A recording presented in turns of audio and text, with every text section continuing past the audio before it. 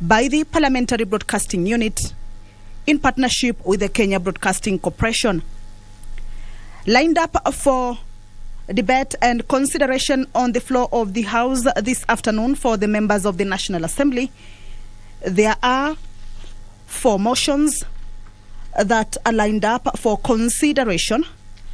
There is also a statement that members of Gishungu, or member for Gishugu, the Honorable Gishimu Githinji, and member for Matungulu, the Honorable Stephen Mule, will be making this afternoon.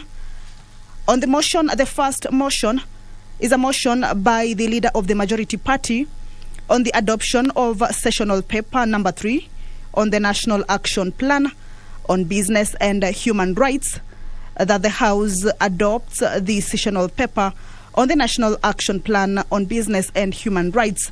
The paper was laid on the table of the House on the 21st of September, the year 2022. This is a motion that will be moved by the leader of the majority party. A motion on the establishment of a Kiswahili Council of Kenya by the Honorable for Kamukunji, Yusuf Hassan, which this morning of the Wednesday, 2nd of November, the year 2022, members had an opportunity to debate on it. It is part of the motion that will also be considered this afternoon. The motion by the Dagoretti South Member of Parliament, Honorable John Kiaria, on the empowerment of artisans by the national government is also lined up for consideration on the floor of the House this afternoon. There is also a motion by the member for Dagoretti North, Honorable Beatrice Elachi. This motion is on the development of a unified national policy on small and micro enterprises. This particular motion will be seeking the House to resolve that the national government develops a unified national policy on small and micro enterprises, commonly known as SMEs, detailing recognition, funding, mentoring, expansion, restructuring, and marketing of the SMEs products. The member for Gishugu, the Honorable Gishimu Githinji, and the member for Matungulu, the Honorable Stephen Mule, will be making a statement on the legislative proposal to amend the Constitution under Standing Order 114.7a.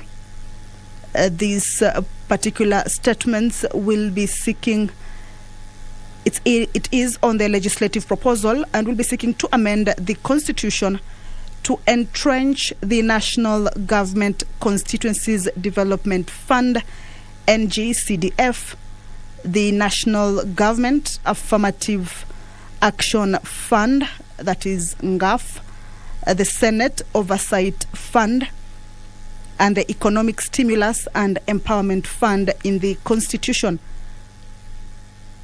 This is a legislative proposal, a statement on the legislative proposal by the member for Gishugu, the Honorable Gishimu Githinji, and the member for Matungulu, Honorable Stephen Mule, that will be seeking to amend the Constitution to entrench the National Government Constituencies Development Fund, the National Government Affirmative Action Fund, the Senate Oversight Fund, and the Economic Stimulus and Empowerment Fund in the Constitution. The Speaker will allow members to make general comments on this particular legislative proposal. A look at some of the proposal or amendments the two members are seeking to make on the Constitution is insertion of new articles in the Constitution. One is the National Government Constituency Development Fund, that there be established the National Government Constituencies Development Fund, which shall be a national government fund consisting of monies of an amount of not less than 5% of all the national government's share of revenue as divided by the annual Division of Revenue Act enacted pursuant to Article 218. Also in that amendment is that all monies allocated under this article shall be considered as funds allocated to constituencies pursuant to Article 206(2). Part C of this new article is to be administered in accordance with the provisions of an Act of Parliament.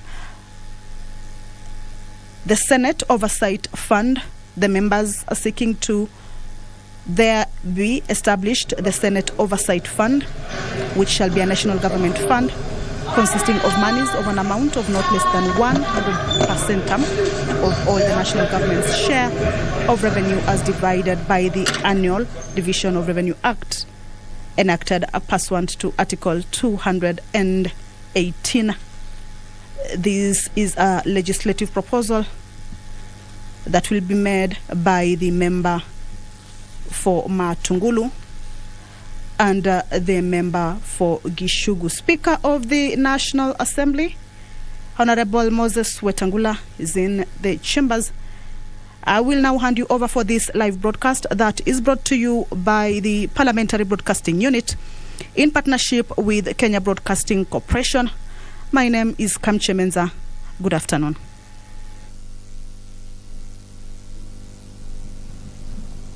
Waheshimiwa, na tuombe.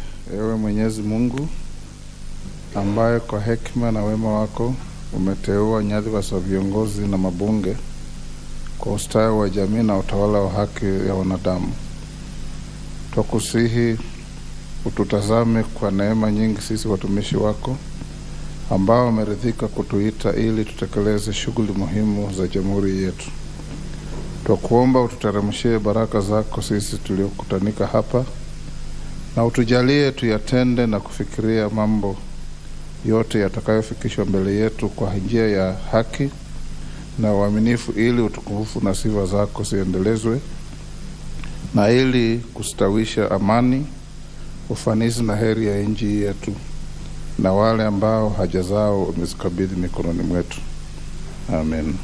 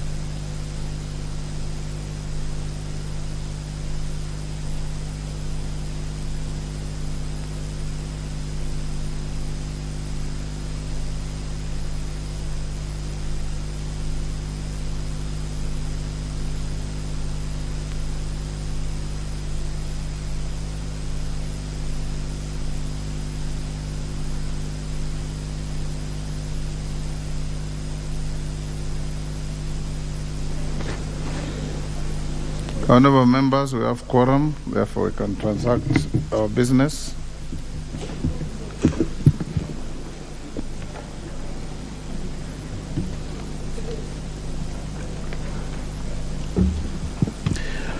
Order number 1, administration of oath. Order number 2, communication from the chair. Order number 3, messages. Order number 4, petitions. Order number 5, papers.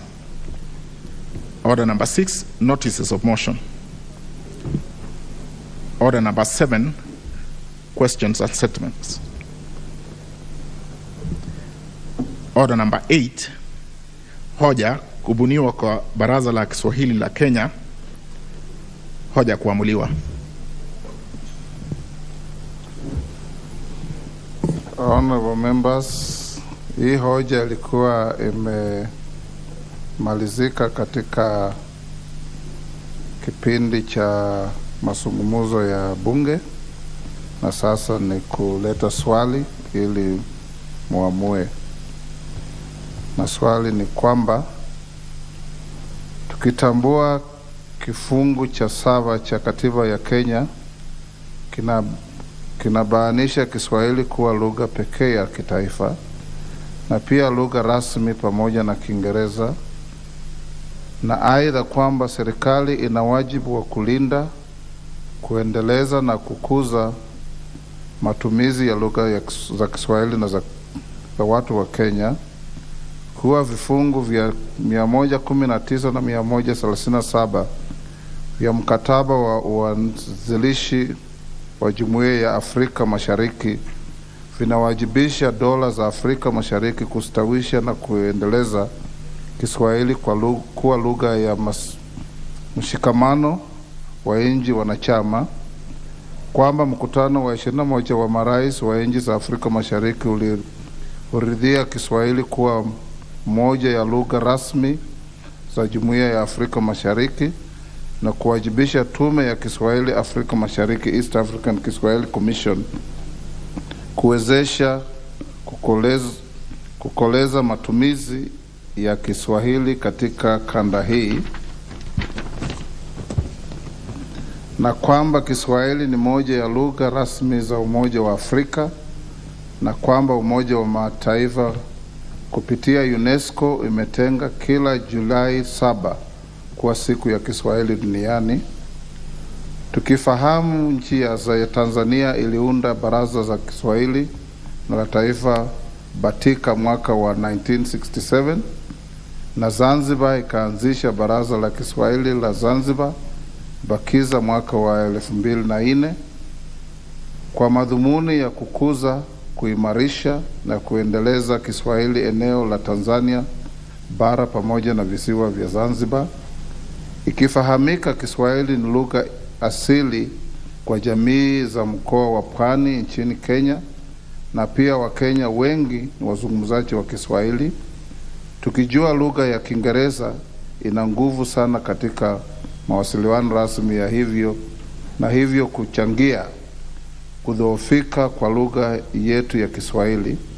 Tukitambua uamuzi wa mkutano wa 3 wa Baraza la Mawaziri wa Kenya uliofanyika tarehe 4 Agosti mwaka wa 2018 ulioidhinisha kubuniwa kwa Baraza la Kiswahili la Kenya kulingana na kifungu cha 137 cha mkataba wa uanzishi wa Jumuiya ya Afrika Mashariki haujatekelezwa, bunge hili linahimiza serikali kuu kupitia Wizara ya Michezo, Utamaduni na Miradi kwa ushirikiano na vyombo vya kitaifa vya kibinafsi vinavyohusika na uboreshaji wa lugha ya Kiswahili kuanzisha rasmi Baraza la Kiswahili la Kenya na kuzindua mikakati, mbinu na sera mahususi zinazohitajika kukuza na kuendeleza lugha ya Kiswahili. Wanaokubaliana na hiyo hoja waseme ndio. Wanaopinga hiyo hoja waseme hapana. Ndio, imeshinda.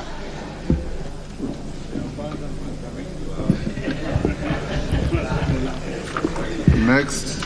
Order number 9, motion, adoption of sessional paper number 3 on the National Action Plan on Business and Human Rights. Majority Leader. I don't have any papers. What is Majority Leader. The Majority Leader is here now. We will, you'll move that motion and we'll debate it up to 3:30. Very good. Then at 3:30 we will invite the Honorable Mule and the Honorable Gishimu. I hope they're in the house. To go to the matter that we stayed yesterday after the voting in accordance with the move by TJ Kajwang to adjourn early. So Majority Leader, you may move, have your seconder, and at 3:30 we'll stop your debate and go to the Mule Gishimu matter. Thank you, Honorable Speaker. My apologies, I was upstairs on the committee elections. Honorable Speaker, I beg to move that this House adopt sessional paper number 3 of 2021 on the National Action Plan on Business and Human Rights, laid on the table of the House on 21st September 2021. Honorable Speaker, Kenya is one of the only two African countries that has developed a national action plan on business and human rights. This, Honorable Speaker, is a comprehensive policy document for the protection against human rights violations by businesses, both private and also that are state-owned or those in the public sector. The National Action Plan on Business and Human Rights seeks to domesticate the United Nations guiding principles on business and human rights, otherwise known as UNGPs. These UNGPs are the global standard for preventing and addressing the risk of adverse impacts on human rights linked to business activity. They were unanimously adopted by the United Nations Human Rights Council in 2011. Honorable Speaker, the global discourse on the importance of responsible business conduct has been rapidly growing in the last decade due to investor interest, consumer pressure, and regulatory demands. More businesses have been adopting human rights policies and conducting human rights due diligence as required by the UNGPs. This process, Honorable Speaker, requires businesses to identify, prevent, and mitigate adverse impacts on people, the environment, and thereby helping them manage potential and actual risks. In recent years, Honorable Speaker, Kenya has seen a significant increase in foreign investment and remarkable growth in the domestic private sector. While these trends may support sustainable development, they may also adversely affect workers' rights, communities, and the environment. Adverse effects from business activities range from community displacements, child labor, environmental degradation, and detestable working conditions. And Honorable Speaker, members will attest to this, that indeed as our country develops, as more investors come into our country, Honorable Speaker, there are cases where investors, both in the private and the public sector, disregard the issue of human rights in terms of even when we are doing roads. Honorable Speaker, you remember people are displaced from their places of businesses, from their homes, without due compensation, Honorable Speaker, and without regard to the effect that we have on the people that we are displacing in terms of adhering to their human rights. Honorable Speaker, this policy document speaks to that. Honorable Speaker, the National Action Plan has 4 key objectives, namely to guide the state in fulfilling its duty to protect individuals and communities from business-related human rights abuses, to guide businesses on the measures they should take to meet their responsibility to respect human rights in their operations, to promote human rights due diligence by businesses, and to offer a roadmap of strengthening access to state-based judicial and non-judicial remedies. Honorable Speaker, again from these key objectives, this National Action Plan seeks, as I say, to protect both individuals and communities. And that's why I was giving the clear examples, Honorable Speaker, when we displace people from their homes, we affect their businesses, maybe when you are constructing a road or something, or even a factory that is being built in a neighborhood without due regard to the pollution that you bring in the neighborhood, putting to risk people's lives. And therefore, this National Action Plan will ensure, Honorable Speaker, that policies are there to protect. The second objective, Honorable Speaker, as I've mentioned, is to guide businesses on the measures they should take to meet their responsibility to respect human rights in their operations, just to make sure that businesses are aware of what measures they should take to ensure that they adhere to the protection of human rights of the people. It also obligates government, Honorable Speaker, to ensure that government has a responsibility and a duty of care that it owes to the people, either individually or communally in the communities we live in, Honorable Speaker. Honorable Speaker, the National Action Plan is divided into 4 chapters. The first chapter covers the background information, the formulation process, and the objective of the National Action Plan. The development of the National Action Plan was spearheaded by a multi-agency steering committee, which had membership from government, trade unions, the private sector, national human rights institutions, and the civil society organizations. After a 4-year period of extensive stakeholder consultations, the National Action Plan was drafted in 2019 and received cabinet approval in February 2021 before it was tabled in this House, as I mentioned earlier on, in September of 2021. Honorable Speaker, the second chapter of the National Action Plan addresses the situational analysis and focuses on 5 key themes, namely access to land, environmental protection, labor rights, revenue transparency, and access to remedy. These themes highlight the key business and human rights concerns identified from the stakeholder consultations. The chapter also highlights policy concerns under these themes. Honorable Speaker, members will agree with me that these 5 key themes, access to land, Honorable Speaker, is quite, and you know how emotive the land issue in Kenya is. And you find in places, Honorable Speaker, and you have very good examples, especially when dams are being built, that access to land becomes a problem, people end up being displaced. Environmental protection, again, Honorable Speaker, you've seen the cases where dams, for instance, investors want to do dams in forests, therefore degrading our environment.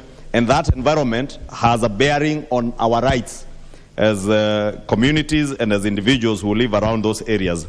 And therefore, some of these themes, Honorable Speaker, including labor rights, Honorable Speaker.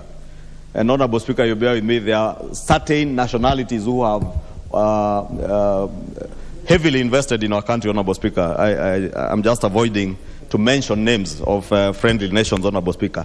But we have seen countries or nationalities of certain countries abuse our people in terms of their labor rights. Our people are made to work for long hours without due compensation in terms of overtime. Some work under very degrading environments. Members will bear witness that you have seen contractors on roads who are doing roads with very dusty work being done, but something as simple as a face mask or goggles are not issued to these workers as they carry on work. And therefore, this action plan seeks to protect those people so that we also help government and help our nation in bringing down the cost of healthcare. And Honorable Speaker, you know, respiratory diseases in this country are a big problem.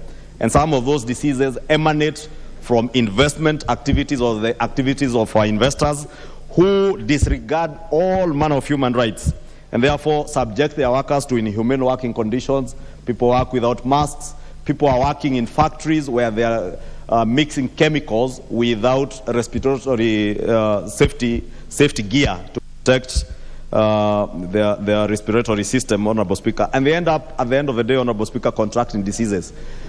Honorable Speaker, members will remember the many cases of cancer cases around our flower farms in Naivasha and in other areas where people grow flowers, where people are subjected to working in greenhouses that have a lot of chemical emissions and they have no safety protection at all. Therefore, this national action plan and the themes around it seeks to protect these people, even as we protect businesses.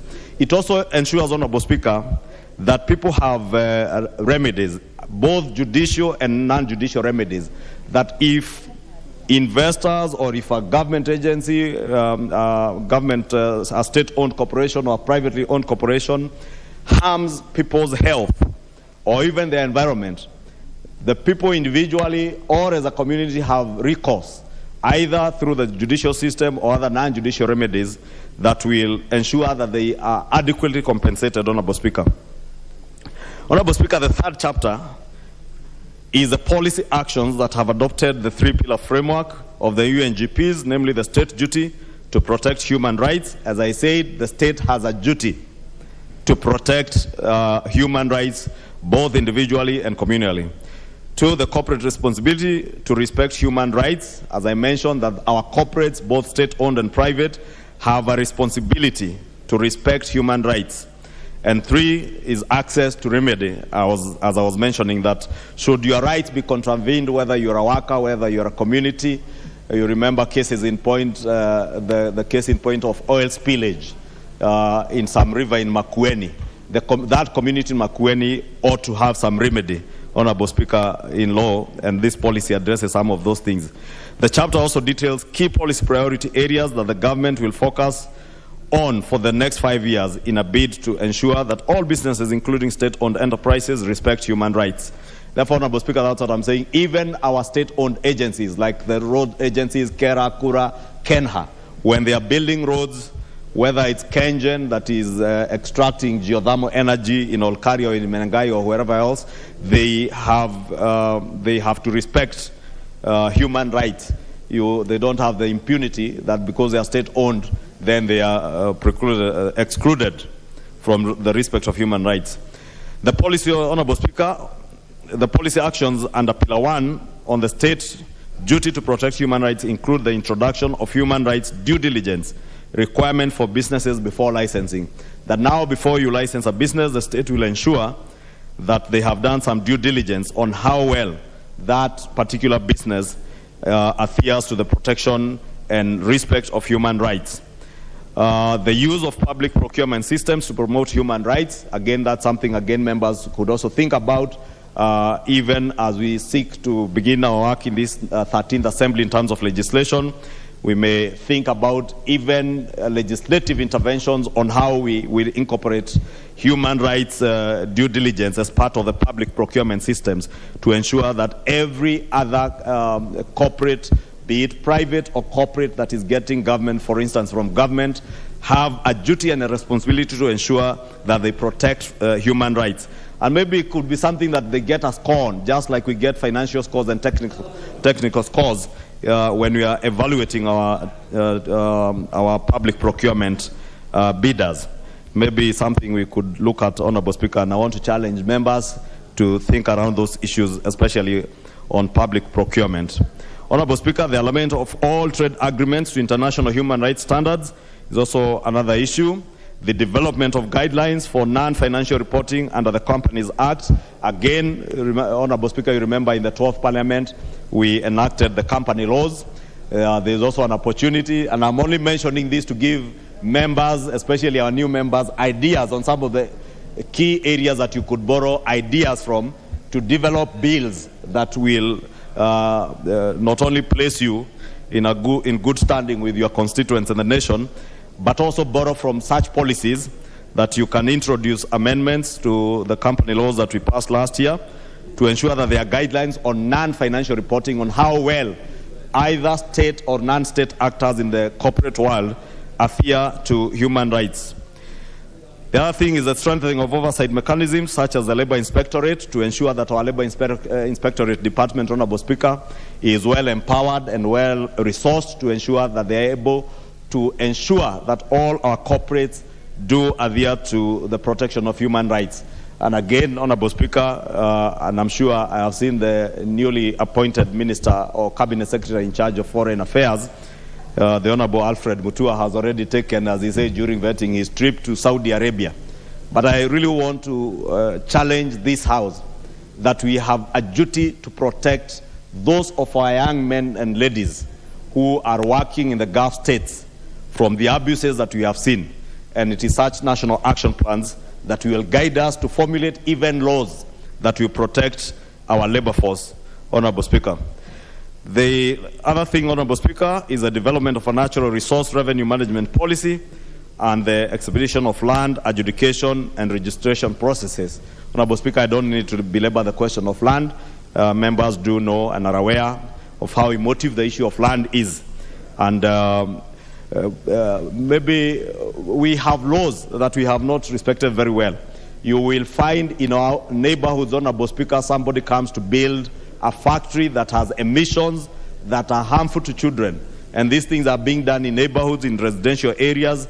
In other places, they do near rivers, polluting our rivers. The case in point, Honorable Speaker, is the case of Nairobi River. Members will appreciate the degradation and the pollution in all our rivers, not just Nairobi River, although Nairobi River, because of passing through our industrial area and numerous residential areas, has suffered a lot.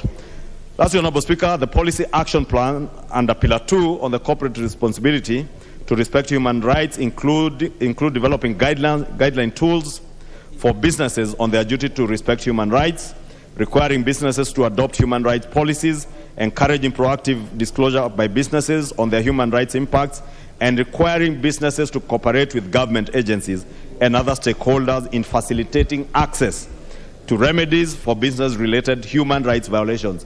That, Honorable Speaker, if a business violates the rights of its workers, the people, or the community, that they will also cooperate with government agencies to be able to ensure that the people whose rights have been violated access remedies, and these remedies could include compensation for abuse of rights.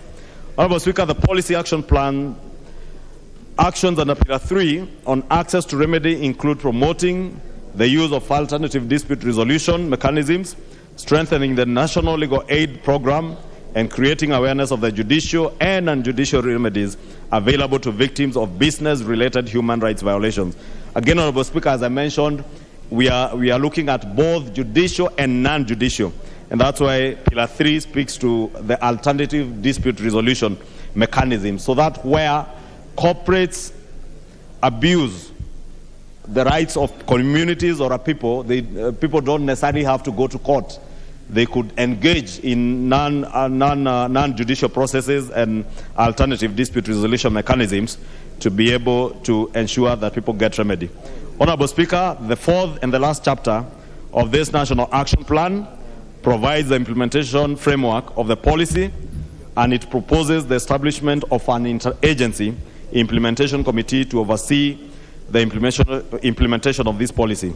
It further provides that the National Action Plan will be reviewed periodically to capture the emerging issues in the business and human rights disclosure.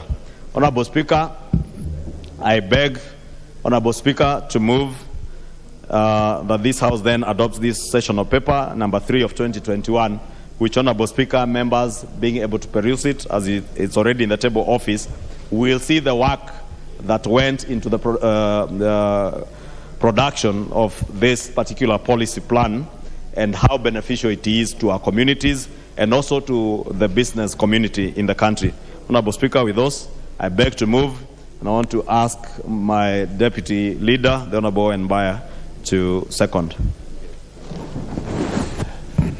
Thank you very much, Mr. Speaker. I beg to second the sessional paper number 3 of 2021, the National Action Plan on Business and Human Rights. Mr. Speaker, for many years in this country, human rights issues have been against government, that government is trampling on the human rights of its citizens. And for many years, we had civil rights organizations and a lot of CBOs that came out to protest against the abuse of human rights. But now, as human rights platforms have moved, now it is looking at what are businesses doing. What are businesses doing? What are organizations? What are profitable organizations doing? What are non-state actor organizations doing in terms of human rights? And this action plan that is being tabled today and moved is a step towards strengthening human rights with governance, linking good governance with human rights in this country. And it is not only looking at governance from the state perspective, but also at the business perspective. Many times, Mr. Speaker, you have organizations that are profit-making. They make huge profits in this country, but they trample on the rights of individuals, especially labor rights. And when these people whose rights are being trampled on, they do not have a judicial recourse. They cannot have judicial remedies because these companies are powerful, these companies have connections, these companies are such that they're untouchable. But today, the launch of this organization is a big reprieve for this country, that today you can actually seek judicial remedy because you work in an organization, and in that organization, your rights have been trampled on, and you can actually seek it and get it because today we are doing that. And we want to tell these big companies, multi-agencies, the blue chip companies, respect human rights, respect the rights of the people that work for you. Very many factories today get built in this country by foreigners, even by Kenyans. But when people start working there, one of the things that they do is women's rights. How are women respected in that organization? When women are employed, what mechanisms are used to employ those women? How are they treated? Are they sexually abused? Are their rights as women trampled on in that organization? Today, Mr. Speaker, the launch of this action plan gives women working in those companies an opportunity to seek judicial review, but also to demand respect within the organization, within the framework of the law. Mr. Speaker, we've seen ILO talking about child labor, and that child labor is actually a travesty on human rights, but it has continued in many organizations. Today, this action plan that is being moved in this, and we're asking for adoption in this parliament, is guarding against child labor, that children should be given the opportunity to go to school, complete school, and seek employment. But child labor is a source of cheap labor, and many organizations actually look for it and employ young people so that they can get cheap labor out of it. We are saying as a country, as a nation, we are the second law to launch this action plan. We are saying we need to move forward, protect our children from unscrupulous business people who are looking for cheap labor. Mr. Speaker, when you look at this action plan, it has pillars that provides guidelines for businesses to promote human rights, to give judicial remedies, and also to give individual communities an opportunity to defend their rights. Mr. Speaker, there are communities in this country that live at the behest of big multinationals because they have an opportunity to do mining. When they are doing mining in that area, they do not care about the environmental issues in that place. These people get respiratory diseases because a company in that area is doing mining, they are emitting dust, they are emitting dangerous gases, but these people have nowhere to go. But we are telling these companies that are setting up factories in those areas and they want to use land and they do want to do mining, we have an action plan. Look at it so that as you're developing your SOPs as an organization, you are able to protect the environment and protect the rights of those people. Mr. Speaker, a lot of the big roads that are being made today, people go out to get maram. They get a lot of materials from other places. But when you go there, Mr. Speaker, they leave huge excavations, huge holes on the land, and they don't care about it. Land rights are human rights. But yet the rights of these people who live in this place are not protected. What you hear is a child was passing by, walked inside there, the water was very deep, and that child died. And there is no recourse for that child who died or the family that lost that person. A person working in a factory has his hand cut because of a machine, but that person has no remedy in law or in courts, or does not get the opportunity for judicial reviews or such like things because that company does not want to give that worker an opportunity. The pay, Mr. Speaker, that is given to workers who work in some of these factories is something that is shameful for a country. But because we do not have an action plan for infusing human rights within business activities, then our people suffer. Mr. Speaker, we are asking this House to pass this action plan. But we should not just pass this action plan, we should ensure it is enforced so that our people in this country are respected, their human rights are respected wherever they work, wherever they are, so that big businesses do not make profit with trampling on the rights of our people. Mr. Speaker, I second and I ask this House to read this, and the committees in this house, every committee, as you meet your ministers, as you meet the people in the ministry, tell them that there's an action plan on human rights and business. I thank you, Mr. Speaker, and I second. Order, honorable members. Order. Order, honorable members. I now propose the question that this House adopt sessional paper number 3 of 2021 on the National Action Plan on Business and Human Rights laid on the table of the House on 21st September 2021. Honorable members, you know the procedural motions you passed here limits debate on this motion to 5 minutes per member. Paul Biego Chesumei.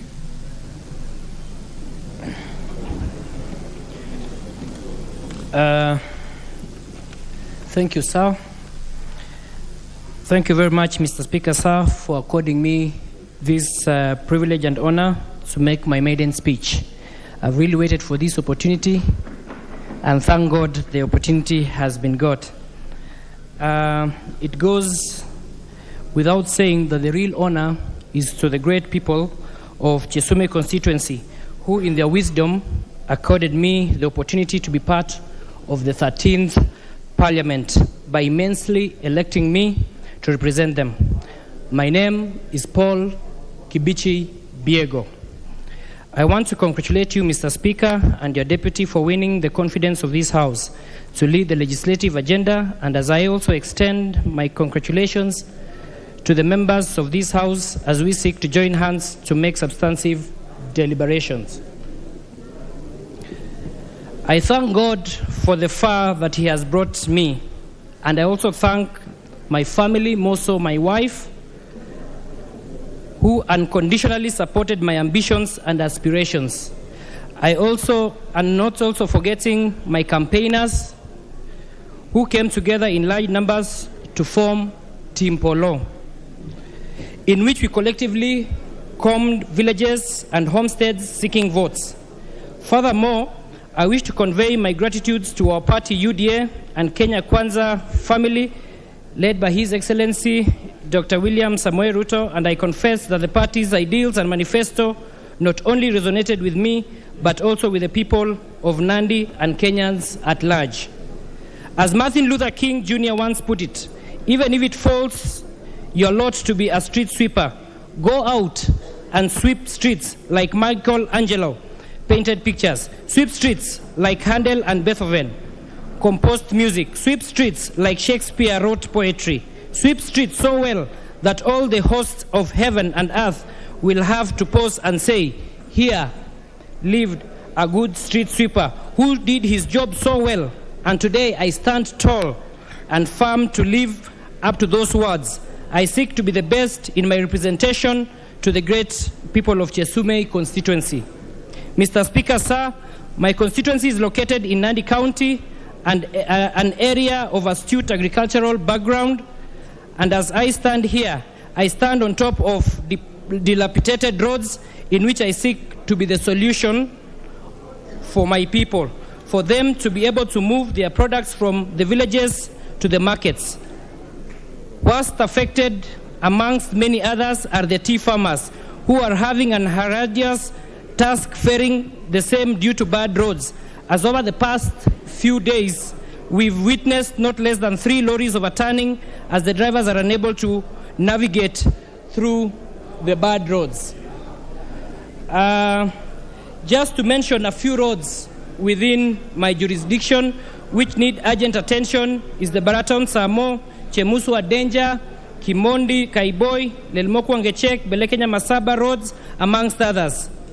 This will go forth to ensure proper road network to the success of government programs for now and the future, as we are aware of the distribution of NPK fertilizers, which is destined to smallholder tea growers across the country. Mr. Speaker, sir, the government also a few days flagged off a consignment of DAP fertilizers to the farmers, and as we commit to provide affordable farm inputs through subsidy, which is a strategic intervention that will put the country on the right path as far as food security is concerned. I wish to call for proper and equal distribution mechanisms to enable all farmers, including those right in the interior and remote areas, to receive the subsidized fertilizers, as we utilize locational administrators for easy access to the farmers. Mr. Speaker, I represent qualified but unemployed young people whose faith and hope are pegged on me to look for jobs, opportunities for them to get meaningful livelihood and provide themselves and their families. Mr. Speaker, sir, as a young legislator and a first-timer, would beg to know what criteria is used in giving people to speak in this house, because I've been in the queue for a very long time. But because I'm seeing my time has gone, then I will give the motion next time, but would like to be given equal opportunity so that you can be speaking. Honourable members, I know the honourable member has made a maiden speech, but as you make your maiden speeches, be relevant to the motion on the floor. The good member has made a very good speech about his constituency and made no reference to the motion on the floor. I want to invite the Honourable Emmanuel Wangwe. Now, my screen is full. I don't know if members have logged in for the constitutional amendment proposed bill or for this session of paper. Wangwe. Thank you, Honourable Speaker. Honourable Speaker, I rise on point of order number 83. And in line with what you've just said, Honourable Speaker, I wish to remind you that, Honourable Speaker, in the 12th and 11th parliaments, we used to have father and mother of the house. Honourable Speaker, as we progress into the 13th assembly, we seem to be assuming that we don't have father and mother of this house.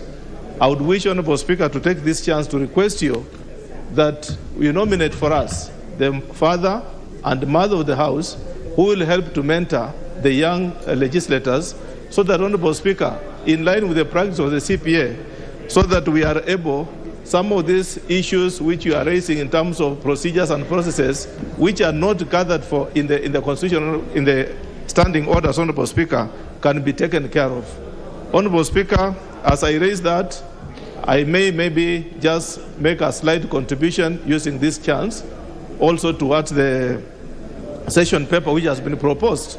I wish to support it, Honourable Speaker, especially, Honourable Speaker, the clauses which provide for the safeguarding of human rights for our people who are going to work outside this country, Honourable Speaker. Honourable Speaker, it really perturbs you to find that our girls, our boys are going out of this country unguided in law. And, Honourable Speaker, when they return, instead of them returning back with success, they return back as packed cargo, just because they've been mistreated, they have been butchered, they've been murdered, and, Honourable Speaker, some of them have not been returned. So it's important, Honourable Speaker, that we approve this sessional paper for this, through this 13th Assembly, so that, Honourable Speaker, we can protect those who are working overseas and even within our industries, Honourable Speaker. Honourable Speaker, I beg to support.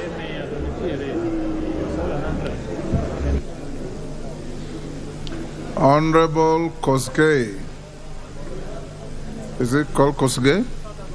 The Honourable member at the back. The point raised by the Honourable Wangwe about the father and mothers of the house, I will communicate. Thank you, Mr. Speaker. I take this opportunity from the onset to support the motion on the floor. The question of human rights touches so much on the day-to-day lives in countries and in our own country. The issue of human rights, should be understood as a moral entitlement that every individual in the world possesses given by God, and that being a human being, you are entitled to that right. One of the issues that we observe, and especially from persons with disability, is the question of accessibility to places of public services, to citizenry. I have traveled. At one point, I had an experience, and I discovered it was not me alone, Mr. Speaker, where the airlines in this country would not provide a means by which we enter into the plane, depending on the disability. And I was shocked one day when I was told by one of the flights, who admitted you into this flight anyway? But after bringing to the attention of the House through various committees, I was surprised to learn that people and some of the companies don't think that it is a human right issue. And therefore, I support this bill or this motion this afternoon.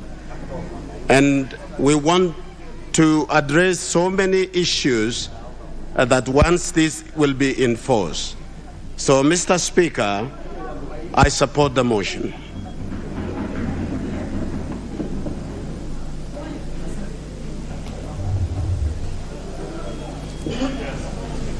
Okay, thank you.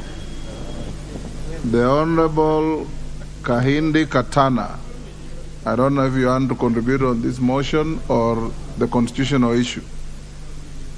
If you are logging in for constitution, you hold your horses until 3:30. If you are on this motion, go ahead. Thank you, Mr. Speaker, for giving me this chance. I support the motion because on the issue of human rights, we have seen so many multinationals who have no respect to the workers whom they employ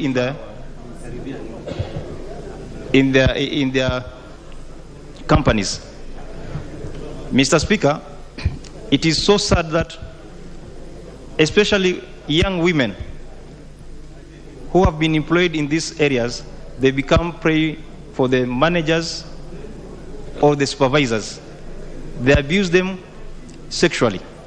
So I support the motion because it is going to bring to an end this kind of abuse to our young women. Mr. Speaker,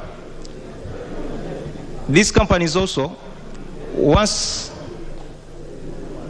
they do the minings, they disregard the environmental issues. They only think of how much money they are going to make. Then they leave us with a lot of problems with our environment. Mr. Speaker, I support the motion. Thank you.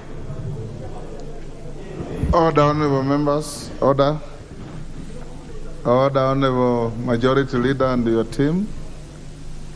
Honorable members, I want to acknowledge the presence in the public gallery of Kongoni Primary School from Langata constituency, Nairobi. On your behalf and my behalf, we welcome the school to the House of Parliament. Honorable members, there's a short communication. I wish to inform the House that I received 2 letters relating to the ongoing elections of chairpersons and vice chairpersons of committees. The first letter is from the Honorable Leader of the Minority Party, the Honorable Pio Wandai, CBS MP.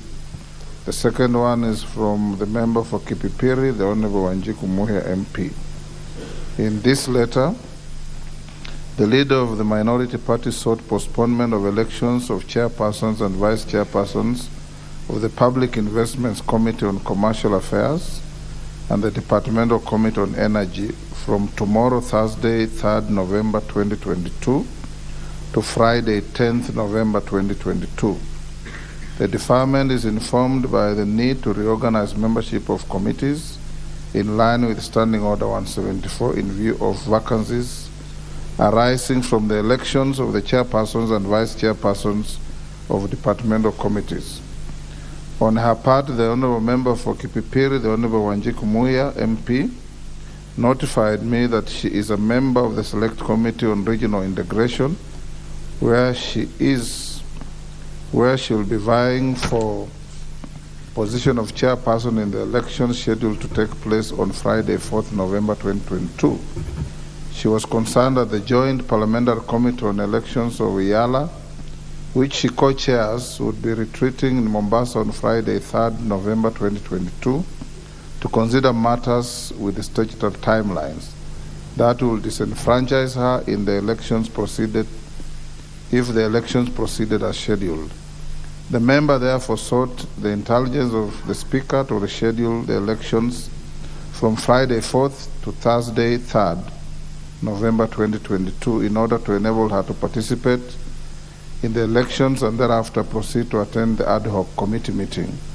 Honourable members have since acceded to both requests by the leader of the minority and the Honourable Wanjiku. In this regard, therefore, the elections of chairpersons and vice chairpersons of the affected committees are scheduled as follows. The Committee on Regional Integration will hold elections tomorrow, Thursday, the 3rd November 2022 at 3:30 p.m. The elections by the Public Investments Committee on Commercial Affairs and the Departmental Committee on Energy stand deferred to Friday, 10th November 2022 in the morning, I think it's at about 9. The House is accordingly guided. I thank you. Honorable Didymus Barasa, you have 4 minutes on this motion.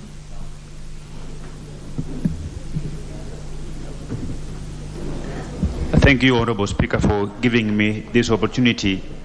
Even as I support this sessional paper, Honorable Speaker, I know for a fact that this is not the first time that we are having such thing before this House, Honorable Speaker. Honorable Speaker, Factories and Other Places of Work Act of 1997 was repealed to Occupational Health and Safety Act of 2007 that specifies and makes it mandatory that all employers, that all institutions, whether government or private, must be able to employ a safety and an environmental officer who will assist them mitigate against risks that employees may face, Honorable Speaker. Subsequently, this act birthed an institution called the Directorate of Occupational Health and Safety, who is supposed to annually audit all institutions, whether government and private, on annual basis, to be able to approve their preparedness, their willingness, and their response to the very many risks that employees face, Honorable Speaker. So, as a House, what we should be asking ourselves is whether the Directorate of Occupational Health and Safety is doing her work in line with the legal provisions or not. We even have National Environmental Management Authority that is supposed to audit institutions, those that are not able to deal with the mitigations against the environment that are dealt with by this National Environmental Management Authority, Honorable Speaker. And again, another question that we should ask ourselves is whether NEMA is doing enough to ensure that our environment are protected. Even the Employment Act, Honorable Speaker, it puts the responsibility of ensuring that the very basic rights of employees by the employer are taken care of. This is not limited to things to do with the child labor. So I know, Honorable Speaker, that even as we approve this sessional paper, we already have enough laws in this country that it takes care of these particular risks, that takes care of the interest of employees in terms of working in a very safe environment. We are aware, Honorable Speaker, that thousands, or if not millions, of people in this country who have contracted various occupational diseases and ailments because of the working conditions, Honorable Speaker. the reason as to why this House and the Constitution allowed for the passage of the law that takes care of injuries that an individual might get or sustain from work-related issues was to put the responsibility on institutions to put much efforts in protecting the rights of employees, Honorable Speaker. Honorable Speaker, I think time has come where we need to look at the Work Injuries and the Benefits Act to be able to increase those benefits. If that is what will make everybody who is an employee in this country, whether government or private, to put much efforts in ensuring that employees works in an environment that is conducive, that will not make them prone to contracting this occupational ailment, Honorable Speaker. With these very few remarks, I support, but I say yes, we have enough existing laws against what is being proposed here, and it is up to this government, is up to this House to ensure that institutions charged with the responsibility of ensuring work environments are conducive do what we expect them to do, Honorable Speaker. I support. Honorable Majority Leader, in keeping with my earlier direction that your debate will be interrupted at 3:30, Order Minority Whip. Understanding Order 96, you may have to get a member to move the House to adjourn debate, get a seconder. We put the question, then we go to the constitutional debate. The Honorable Pokose.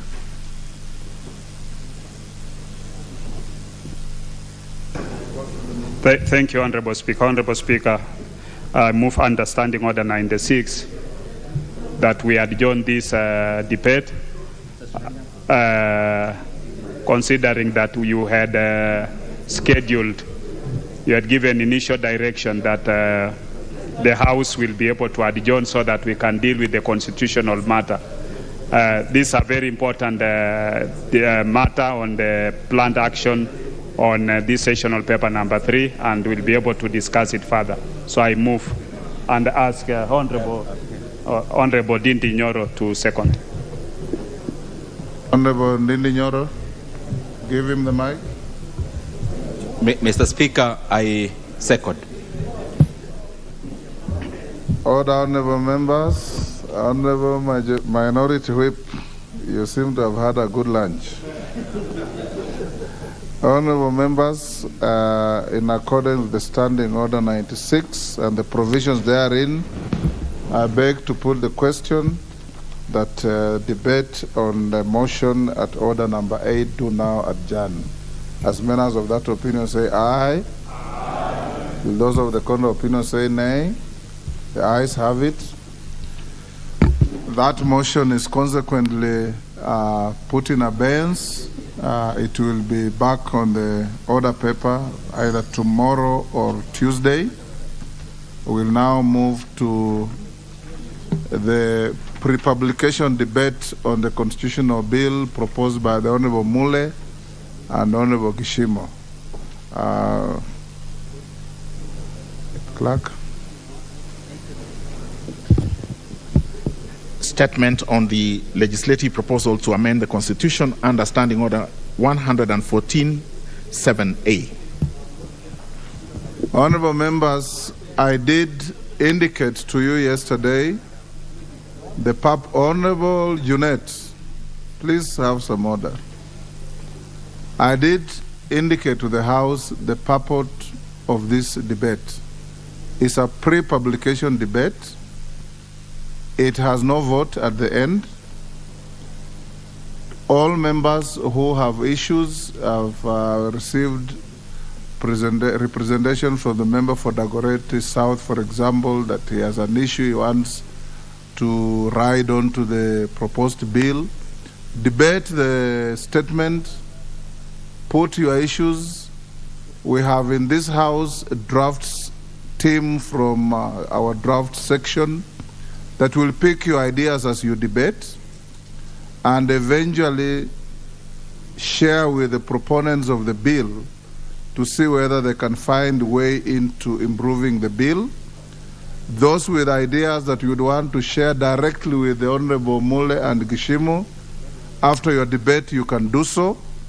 It is thereafter that then the Speaker will decide whether the debate and the draft merit to be given a nod to be drafted as a constitutional amendment bill, or it dies after the debate. So as you debate, know that that is the direction we are going. I now invite the Honorable Mule to start off the debate. Thereafter, we'll have Honorable Gishimu to make his statement. After that, because of the enormous interest I see in this debate, I want your direction as to whether you want to debate for 5 minutes each or 10 minutes each.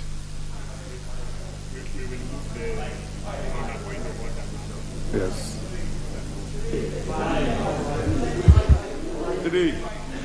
5 or 10?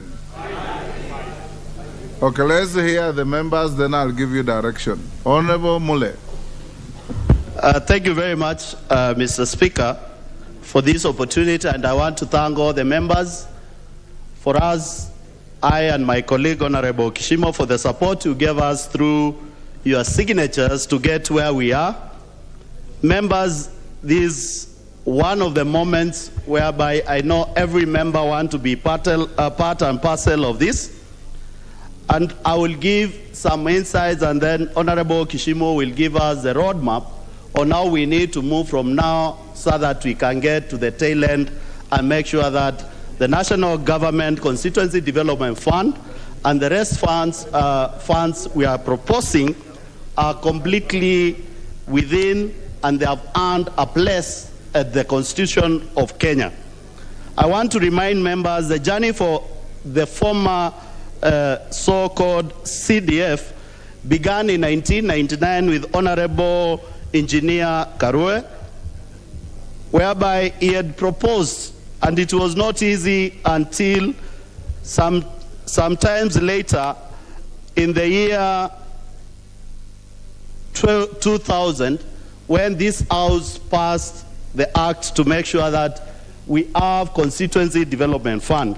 And because we have limited time, members, I want not to dwell on the history, because all of you members, you know, but I want to look at a few social development achievements which will enable members and the public to give us an opportunity to get the National Government of Constituency Fund, the National Government Affirmative Action Fund, the Oversight Fund for the Senate, and Stimulus and Economic and Empowerment Fund to the Constitution, to make sure that we are creating a situation in the country whereby we know very well we have a total protection of the funds from this year until God will give us time to live in this world. Members, you need to understand that CDF, for the last 18 years, it has performed extremely well with key mandates and disbursement of close to 417.2 billion shillings to constituencies across the country. Consequently, the fund has increased from that figure to 1.3 billion in 2003, and by 2022-2023, the fund stands at 44.29 billion shillings.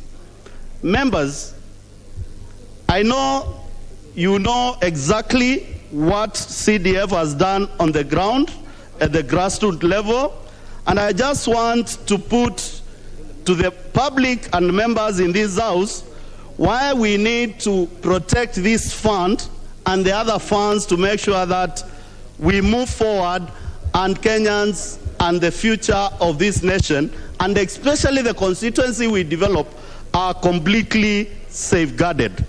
Members, I want we move together and understand where we are coming from to make sure that we walk together this journey. It's not a simple journey, but I know at the end of the tail end, we'll manage to convince members and will be 290 members in this house to make sure that we attain the two-third rule, so that we can be able, two-thirds, to be able to enact this constitutional amendment. Members, for the last 5 years, CDF in Kenya, or National Government Constituency Development Fund, has dispersed 57 billion shillings in terms of bursaries, which has benefited 6 million students in the Kenyan Republic. Members, it's for you to chair this so that we go with the public. The public out there are watching. Secondly, members, National Government Constituency Development Fund has constructed for the last 5 years 24,020 classrooms in different parts of this country to contribute to the education sector. We have also managed to finance and construct 1,156 dormitories, whereby they are occupying a capacity of 138,732 students. We have also been able to construct in different constituencies 3,288 administration blocks in various schools, both primary and secondary. In most of the secondary school, we have been able to finance and construct 131 libraries, which are making enormous changes within our secondary schools for learning for students. Members, to make sure that there is proper sanitation in primary school and secondary school, for the last 5 years, National Government Constituency Development Fund constructed 19,400 sanitary better toilets for our kids in this country. Members, in the same period, National Government Constituency Development Fund also has purchased 961 new buses to ferry our students to various areas. Members, in the same line of education, Constituency Development Fund was able to enable members start 833 dining halls fully completed. We have been able to construct 876 staff houses within various schools across the country. In partnership with KMTC, or Kenya Medical Training Campus, we have been able to assist KMTC across the country to do 190 lecture halls and 67 administration blocks within the campuses.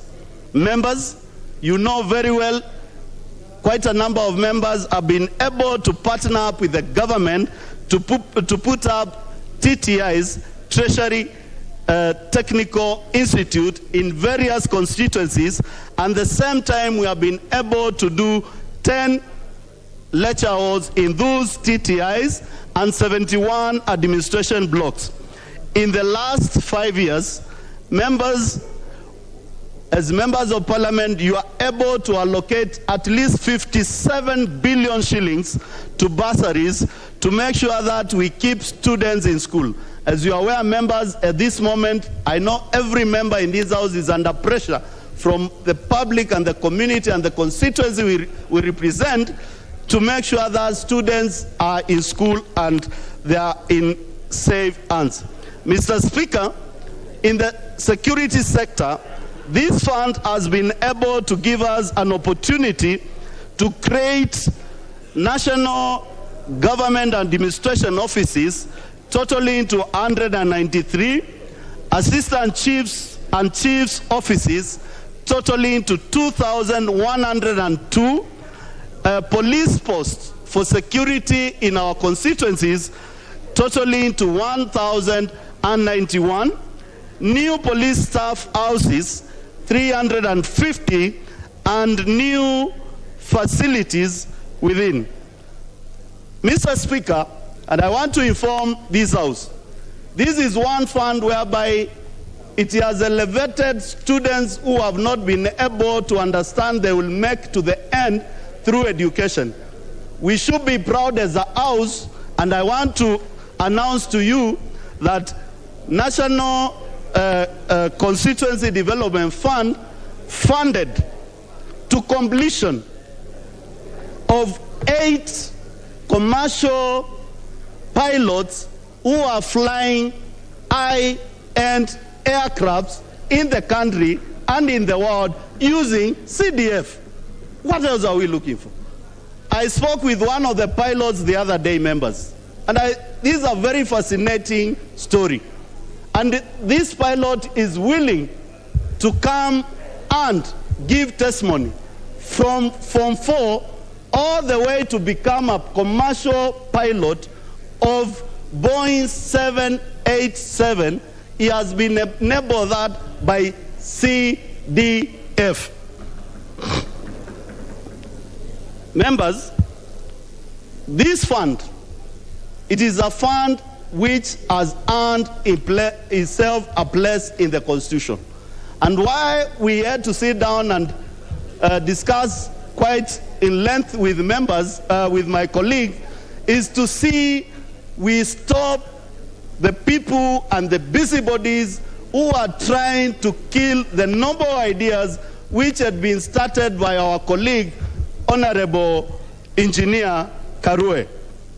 Members, I want to say this so that I can give Honorable Kishimo to give us the roadmap and we allow members to ventilate. This is a journey we are not relenting whatever comes. This is a journey we'll walk as members from both sides of divine to make sure that we safeguard this idea which will develop this country to the next level.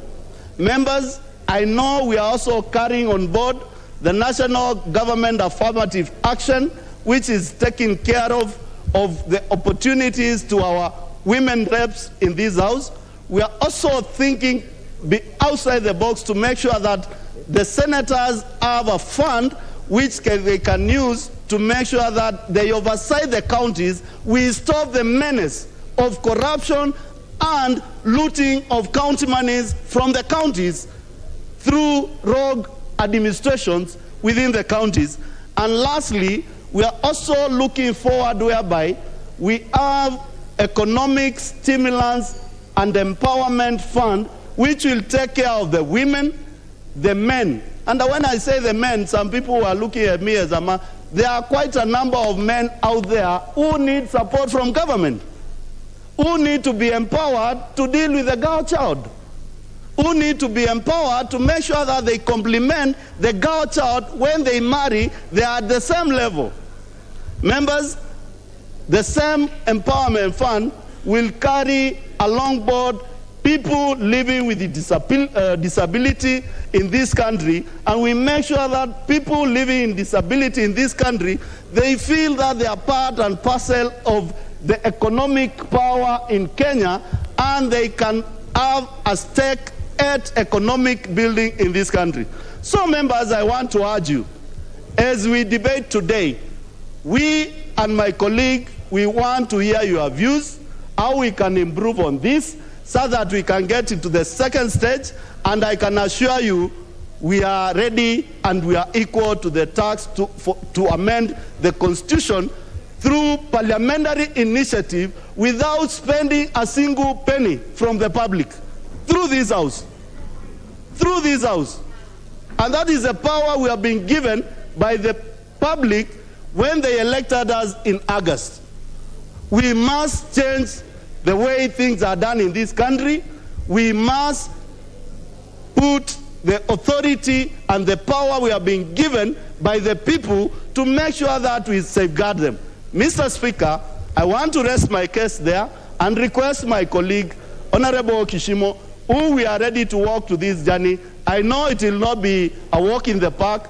It is going to be ups and downs, but we are ready to make sure that we safeguard all these funds and make sure that Kenyans have value for money at the end and for the future, and forget about the busybodies who thinks members of parliament are part and parcel of the committees. And I know Honorable Kishimo will give you how the funds are structured and how will members. The last thing I want to say, after we enact and entrench all those funds in the Constitution, you will have the opportunity to enact new acts through this House, whereby you will never require the two-thirds majority. You will require the majority of the House to make sure that we have the new NCDF Act, probably of 2022, 2023, 2024. We'll have a new act for NCCF. We'll have a new act to deal with the issue of the Senate. We'll have a new act to deal with the Economic Empowerment Fund. So I know there are so many members who have a lot of questions. We are free, we are available. And Mr. Speaker, yesterday evening, we had the opportunity to meet with members from the county assemblies drawn from the entire country, representative. They gave us their views, we advised them very well, and we want to carry everybody who is speaking about development to Wanjiku, to Maina, to Mutua in this country, together in this bill. Members, I urge you, let's move together for better Kenya. Thank you, Mr. Speaker. Thank you, the Honorable Mule. Honorable Gishimu. Thank you, Honorable Speaker, for this opportunity to give my exposition on the statement on the legislative proposal to amend the Constitution. And Honorable Speaker, before I start, let me thank you for having facilitated through the office of the clerk for us to be able to reach at this level within a record 1 month. And let me also thank members of this House for overwhelmingly supporting the legislative proposal, which only required 50 members to sign. But the last time I saw the list of the signatories, members had already reached over 300. That is very, very appreciated. And that means that actually we are in this game together. It's only that we are just taking the lead with Honorable Mule, but I know this is a matter that is at heart of each and every member. Allow me, Honorable Speaker, to take members through the legal and constitutional framework surrounding these amendments. Honorable Speaker, Articles 255, 256, and 257 usually give the procedure and the instances in which the Constitution can be amended through a parliamentary initiative or a popular initiative. In the present case, Mr. Speaker, we are talking about the parliamentary initiative. And members, according to the Constitution, Parliament can amend any part of the Constitution, but the procedures for amendments through a parliamentary initiative is usually two-pronged. One, whereby you amend the Constitution and you end up to the referendum, the other roadmap, you may amend the constitution and you don't need to go through the referendum. And that is what I wanted to enlighten all, to enlighten members on. Under Article 256, where Article 256 grants Parliament, both levels of Parliament, that is the National Assembly and the Senate, either houses of Parliament can initiate a constitution amendment. And we have initiated one in this House. And after the publication of the bill, the House or the bill will be read for the first time in this House, and it will require that we have a whole 90 days for the public to weigh in, for public participation, before the matter is reintroduced back to the Parliament for the second reading.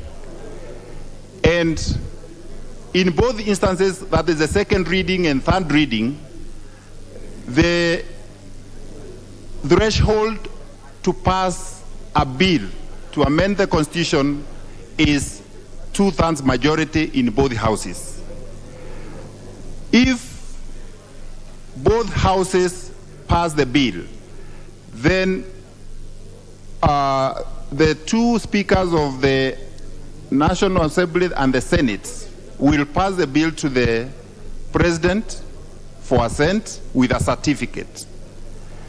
However, the President will not assent to the bill if it touches on the matters that are enumerated under Article 255(1), which, if the bill touches on the matters of Bill of Rights, the sovereignty, the supremacy of the Constitution, independence of the judiciary, and commissions and independent offices, and other matters that are enumerated there. In that instance, that bill will stand committed to the IBC by the President for them to give an approval for his assent. And that approval will not come until the matter is taken for a referendum.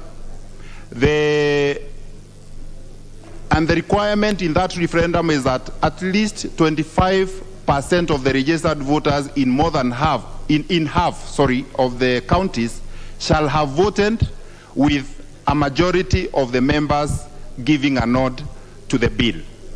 That is when the President will, the IBC will give a certificate, and the President will then assent to the bill and have it published.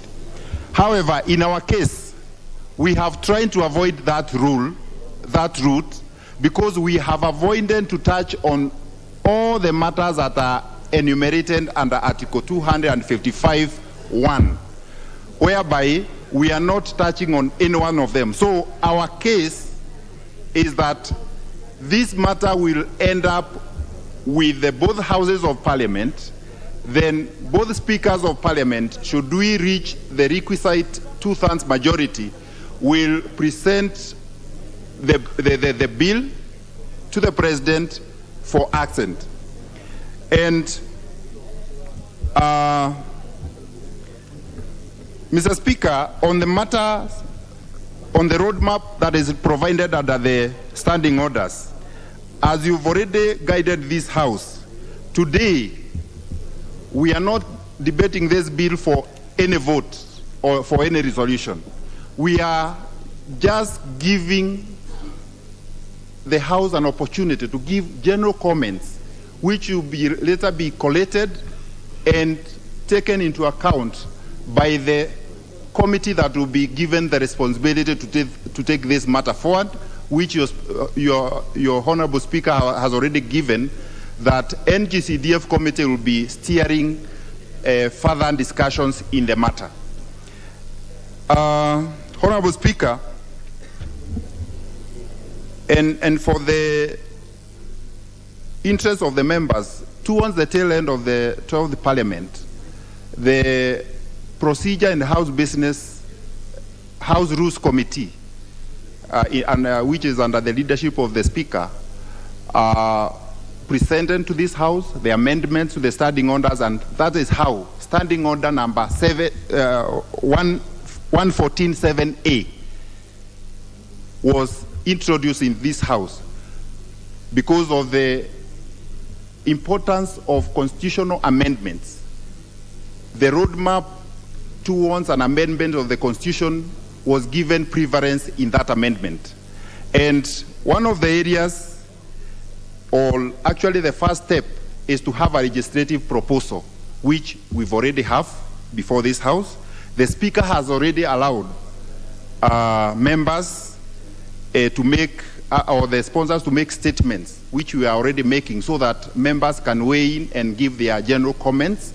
Then after this, these comments of the members, there will be a facilitation for collation of these comments. And that is why we are urging members, kindly, if you can give your views as to how we can be able to enrich these amendments, that will be the best thing, because they will be picked by the committee that will take over the matter from here and be able to guide the House ahead. Then after the collation of the comments, the committee will also give members another opportunity to appear before it, and the other stakeholders, including the AG, the commissions, and the independent offices, and including the Senate. And this, Honorable Speaker, thank you, have given a very good guidance. There were fears by the senators that we might discuss and pass this bill as it is before their input. They will have an opportunity at the next level to give their views, and any other person interested. The whole country will also have an opportunity, because we will have a whole 3 months after the first reading for us to be able to reach out to every other part of this country, being a constitutional amendment. Mr. Speaker, lastly, after all this is taken, there will be what we call harmonization of all the views that have been collated from the views from this House, from all the stakeholders, and at that point, that is when the bill will be published for first reading and introduction into the House. At that level, Honorable Speaker, with your guidance, that is where you said that once the bill is introduced and read for the first reading in the House, it cannot be amended. And that is why this roadmap, this period is very, very important, so that all people that have an interest in the matter can be brought on board. Without belaboring the point, Mr. Speaker, this is an opportunity for these members now to give their views, to give their comments, and reach. Please do not kindly members, we have not done this in finality. So we beseech you not to seem to be like you're correcting us.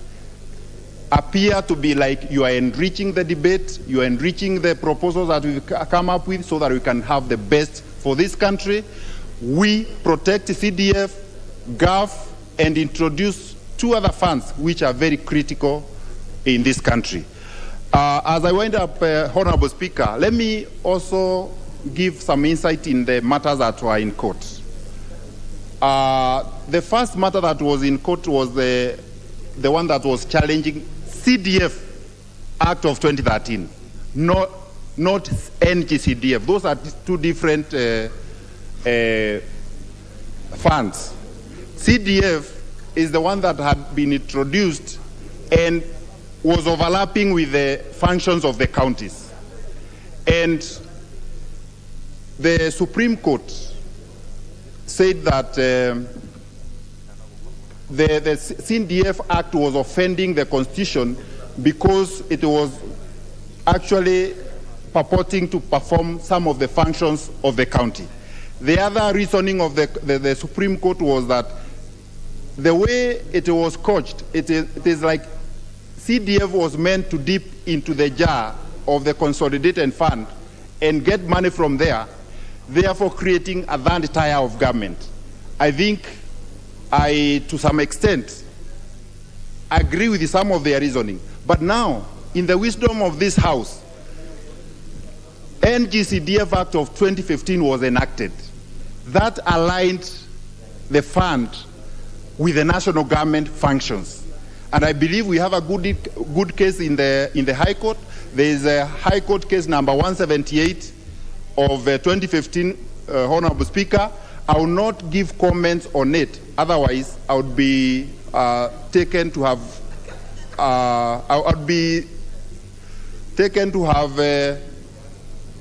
gone against the rules of this House under the Standing Order number 89, the sub judice rules, because this matter is active in court.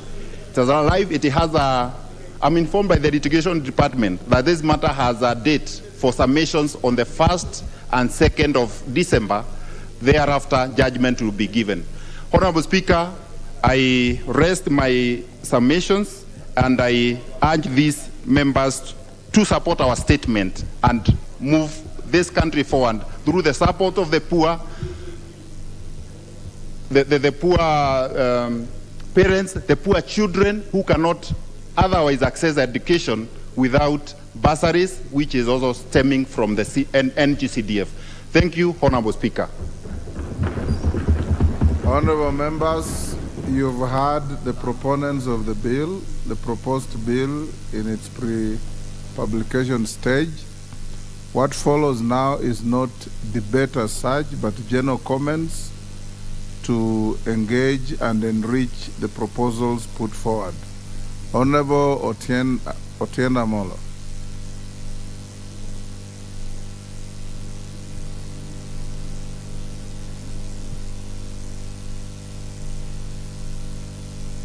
The mic. Thank you. Thank you, Mr. Speaker. Mr. Speaker, first, I want to thank the Honorable Gishimu and the Honorable Mule for this legislative proposal. Tellingly, and it's appropriately not titled a bill, nor is it a motion, it's a legislative proposal, and at some appropriate time, Mr. Speaker, you'll be giving you a ruling on issues of amendment. Previously, when this House considered constitutional amendments under the Punguza Mzigo and the BBI, the Speaker then gave a ruling that it could not be amended. But I think out of abundance of caution... Honorable Otienda Molo, each member, starting with yourself, will have 5 minutes. Thank you, Mr. Speaker. Your comments. Mr. Speaker, it is appropriate that at this stage, the movers consider getting the widest consultations. As you had directed, there will be public participation and develop consensus, and at an appropriate stage, because of the possibility of difficulty of amendment, it would be appropriate to consult the Attorney General, the Kenya Law Reform Commission, and of course the drafters in this House. But I generally want to start by supporting this initiative. Mr. Speaker, at the outset, it is important for Kenyans to understand that when members of parliament speak of needing the CDF, they do not need it for themselves. With or without the CDF, the members of parliament have their salaries. And in fact, without the CDF, the workforce, the task is reduced. But Mr. Speaker, as we speak today, every day, and I'm sure I speak for all the members here, we get no less than 100 phone calls of children who are at home because they cannot get bursaries. So it is not the members who are suffering, it is the people. I want to announce, Mr. Speaker, that the one thing that unites Kenyans, and I had the privilege to write this constitution, everywhere we went, the one thing people supported was the CDF. And I will explain why we did not entrench it at the time. And I think we were wrong. We should have entrenched it at that time. Mr. Speaker, the principle of having the CDF is very noble. And it is the same principle of why we have devolved government at the county level. The same principle why in Article 173 we created the Judiciary Fund. So it's a bit ironical for the judiciary to find that the principle in the CDF is unconstitutional, but the Judiciary Fund is constitutional. Mr. Speaker, at the outset it should be stated that although we support, and I support this initiative, and it will be moving forward, let it not be an excuse not to disburse CDF. I want to say here authoritatively, Mr. Speaker, that as we speak today, there is no court order, not of the High Court, not of the Court of Appeal, not of the Supreme Court, that stops disbursement of the CDF under the 2015 Act. None. And I want to urge that even as we meander our ways through this amendment, let the CDF be disbursed because it is constitutional as we speak. Mr. Speaker, Mr. Speaker, the Honorable Kaluma is, I think, has just arrived in this country. Mr. Speaker, I think that the drafting is very good. If you look at the drafting in terms of the proposal in 204A, it is appropriately placed because it comes immediately after the provisions on, on the fund that is similarly created for the purposes of bringing areas that have been behind. And if you look at this drafting, Mr. Speaker, it acknowledges that this is a national government fund. It acknowledges and proposes to increase it to 5%, which I think is appropriate. The more it is, the more Kenyans benefit, not us. But more importantly is the drafting in terms of being 5% of the Annual Division of Revenue Act. There has been an issue, and we all know, in terms of what you'd call gerrymandering by national government, and the counties have suffered this. And I think for us, this is very good. Mr. Speaker, I also want to note, however, that I will ask my 200 members to consider 2042. Insofar as it proposes that the funds be allocated and considered under Article 206(2)(c. I want to caution, Mr. Speaker, that the effect of that drafting is essentially to make this fund a charge on the consolidated fund. And I do not think that's what they intended. We do not need to go that way.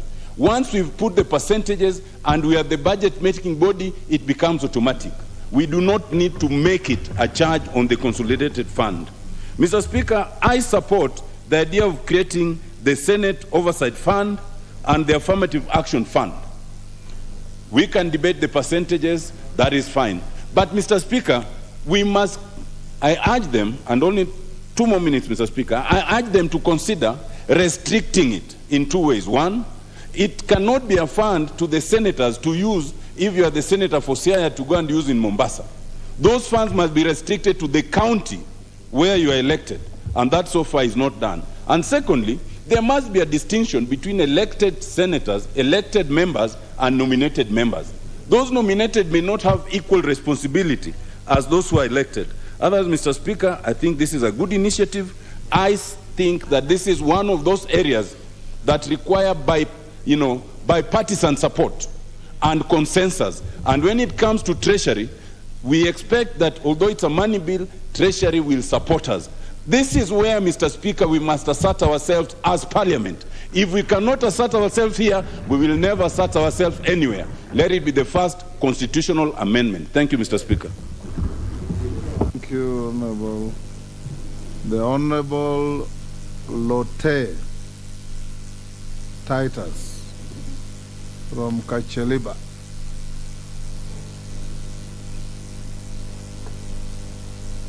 He logged in and left. Where is he? I'm here. Mr. Speaker, I rise up today to discuss this very important matter that touches on this House, that is the National Government Constituency Development Fund, and also put a lot of emphasis on the National Government Affirmative Action Fund, having been the CEO, the immediate CEO of this fund. Mr. Speaker, I think when the President was addressing this House, he actually accepted that the fund called the National Government Constituency Fund be put into the Constitution. And I think this should be and must be the first constitutional amendment that this House is supposed to do. Mr. Speaker, if you look at the developments, just like as exposed by the member and the mover, the development that this fund has done into the constituencies. You will attest to me that this is the only fund that can be seen to have acted and to have action in this country. The reason why we've got a lot of children crying now, a lot of parents crying, is because this fund is not in circulation now. And I think this fund has got a lot of public support. So for me, Mr. Speaker, I want to say, without mixing my words, that every item of the budget of this government, if it is not anything centering around the NGCDF and the NGAF funding, it will not be able to reach to the Wanjiko. I know we've got other initiatives that the government want to use to be able to reach to the people, the ASLA fund and the rest. This is the only fund, Mr. Speaker, that touches the lives of the persons at the ground. If you look at the ASLA fund, there are conditions for you to be able to meet and reach this fund, the ASLA fund. But the CDF is a fund that cuts across all. And so as we do the amendments, Mr. Speaker, as we actually take this to the public for debate and for inputs of suggestion, I want it to be looked at in this way, Mr. Speaker, and this is the reason why I have stood. It is stated, and I want to appreciate what we've said, that there are drafters in this House that are picking what members are saying for it to be included when the final bill comes up. I do not understand why this funding was only locked to security and education. I think there are other things that this fund is supposed to do. And because we have been given time now as members of parliament to actually put this into our constitution, I want the members and also the members of the public, the members of this House and the members of the public, including the Senate, to open up the space that this fund can do. Currently, as we speak, Mr. Speaker, we actually know that Schedule 4 of the Constitution gives effect to what the national government can do and what the county government can do. CDF is anchored on the national government. And I want it to be clear, because if we look at what the national government does, sometimes we find that there is a replication of what the county government are doing. Water, for example, is done at both levels and different capacities. I will want, Mr. Speaker, to urge this House to consider including water, because the people that are suffering even now are the members of parliament. People are calling the members of parliament even to supply water. And yet, we are told this is a county government function. I want members, as we debate on this motion, as we look at how we can actually entrench this into the Constitution, for us to look at how CDF can be able to handle the issues of water. In any case, 80% of Kenya, 85% is arid and semi-arid.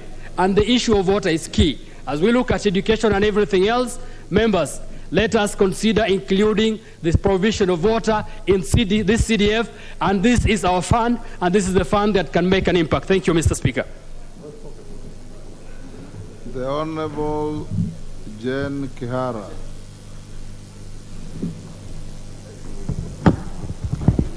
Thank you, Mr. Speaker, for giving me this chance.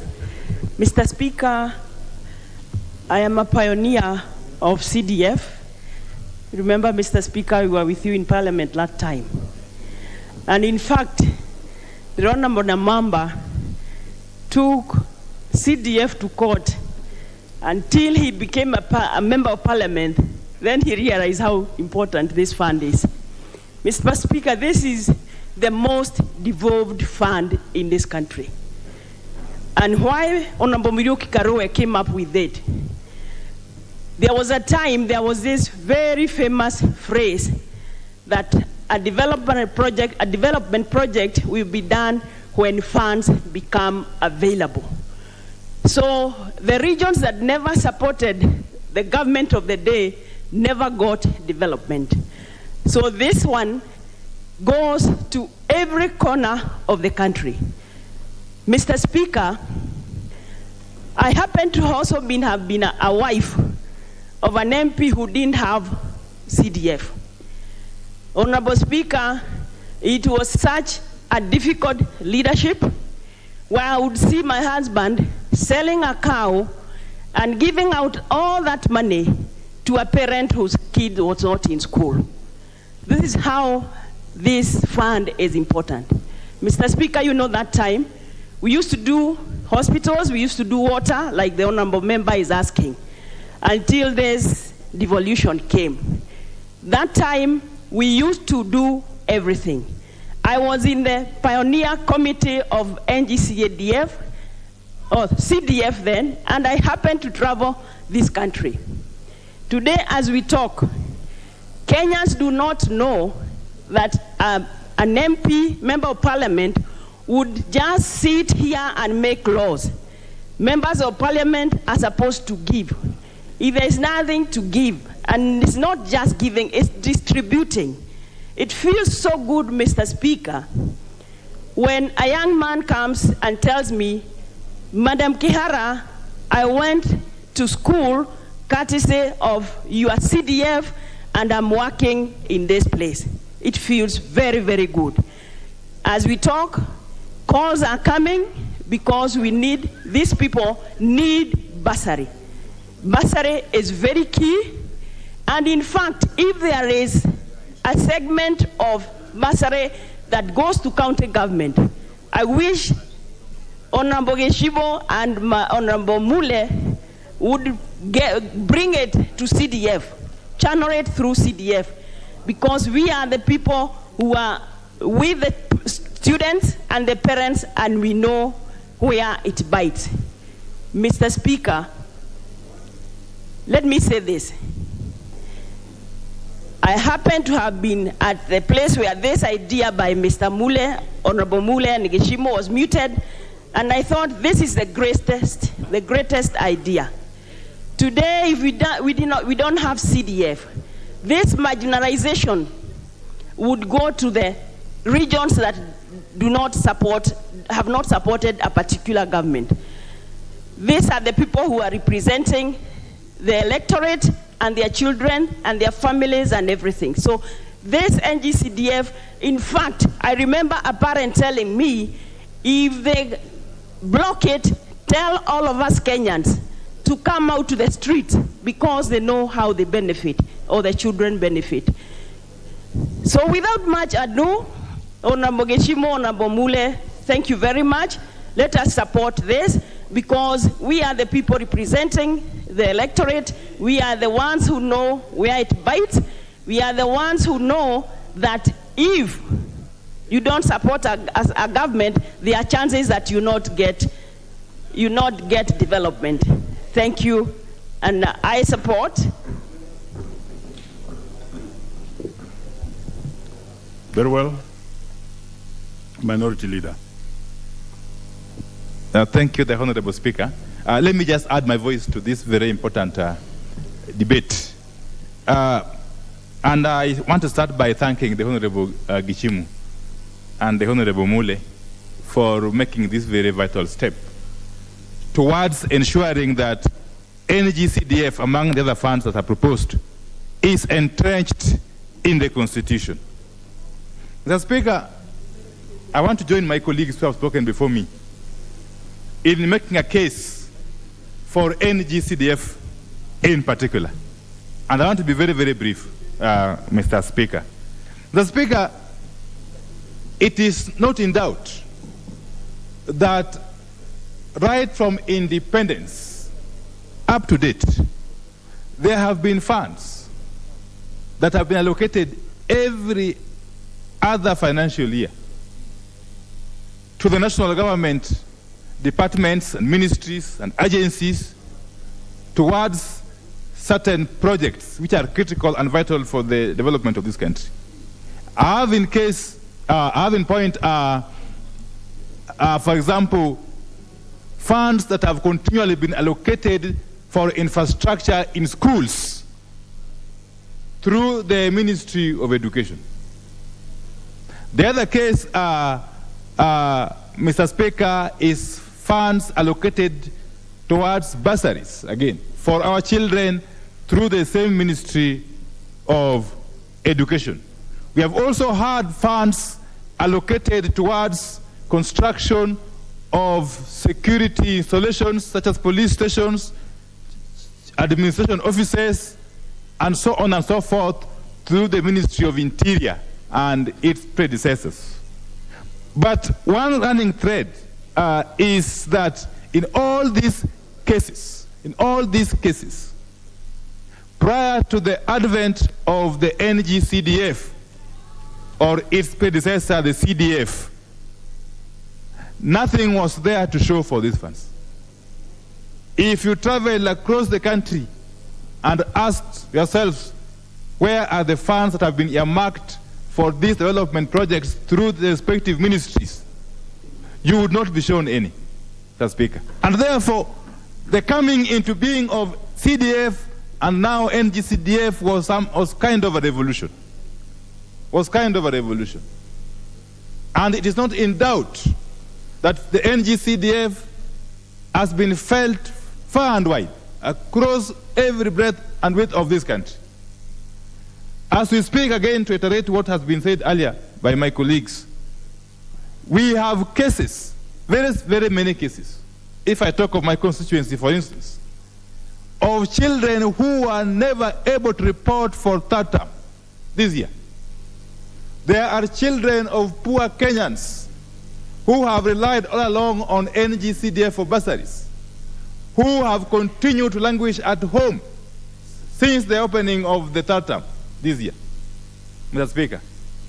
Speaker, there are projects which had been earmarked in the education sector in terms of improvement of school infrastructure, vital facilities such as laboratories and libraries, Mr. Speaker, vital facilities such as police stations and police posts all over the country, which have either stalled or have not taken off as a result of this stalemate on NGCDF.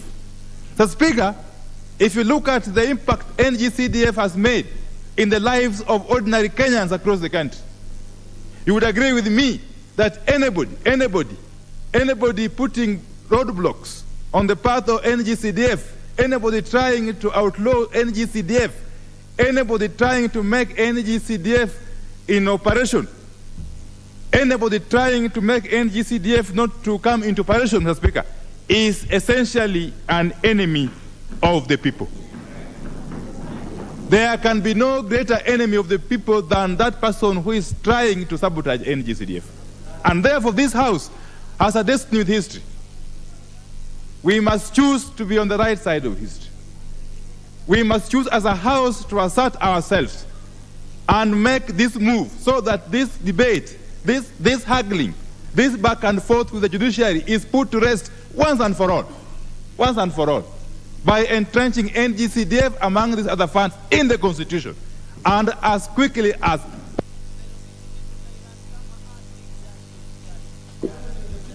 Very well.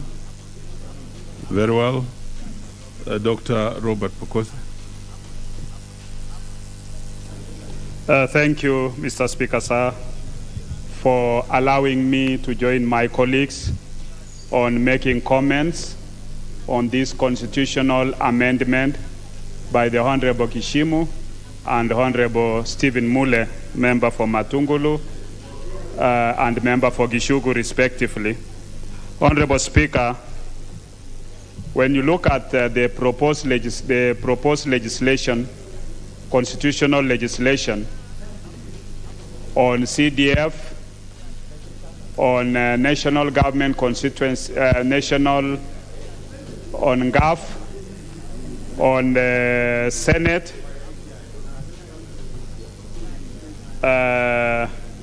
establishment of the National Government Constituency Development Fund, on legislation to also establish the Senate Oversight Fund,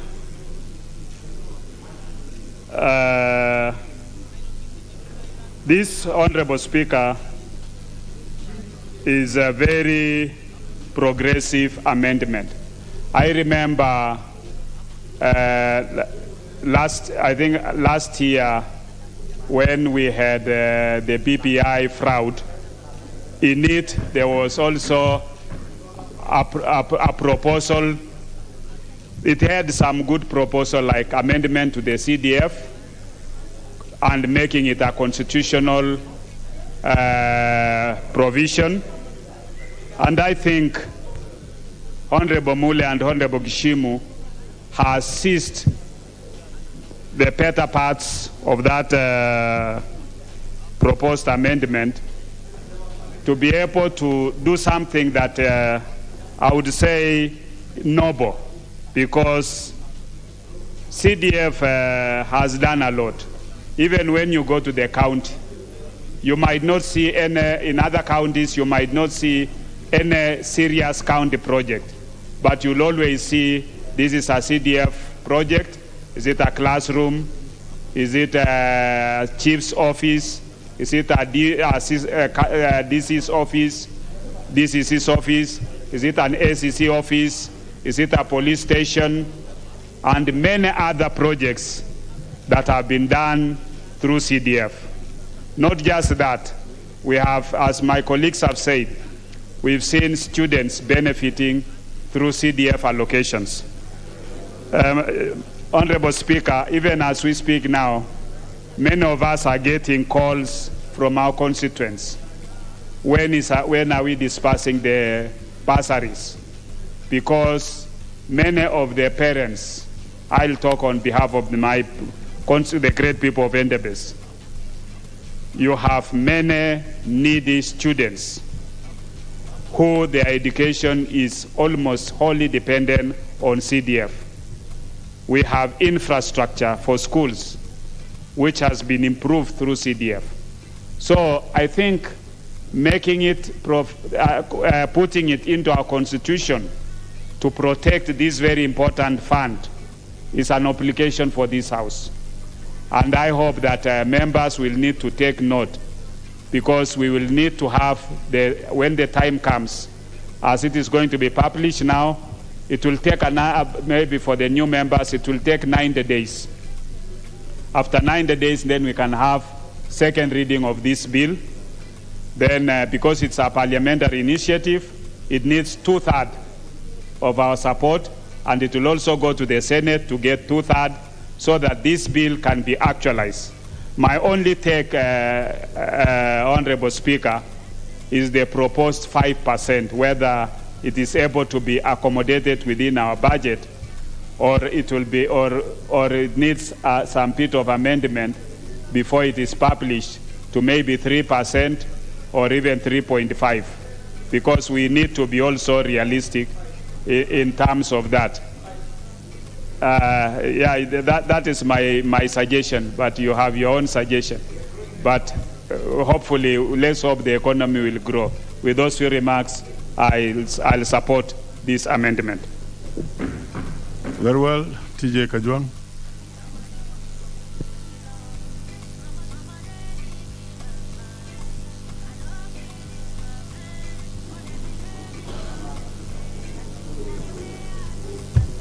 Mr. Speaker, 5 minutes is so short, I may not do justice to this. I just want to be the devil's advocate here. We have agreed, as Senior Counsel Otiende Amolo has said, that the drafting of the CDF bit of it looks to be well done. And, well, you can work on the mathematics of 5% or whichever percentage, but I think the drafting itself looks to be good. I want to ask you, the promoters of these bills, that please draw a small caucus around you which can help you. This bill is so important for us to waste. Anything that will make us succeed is important.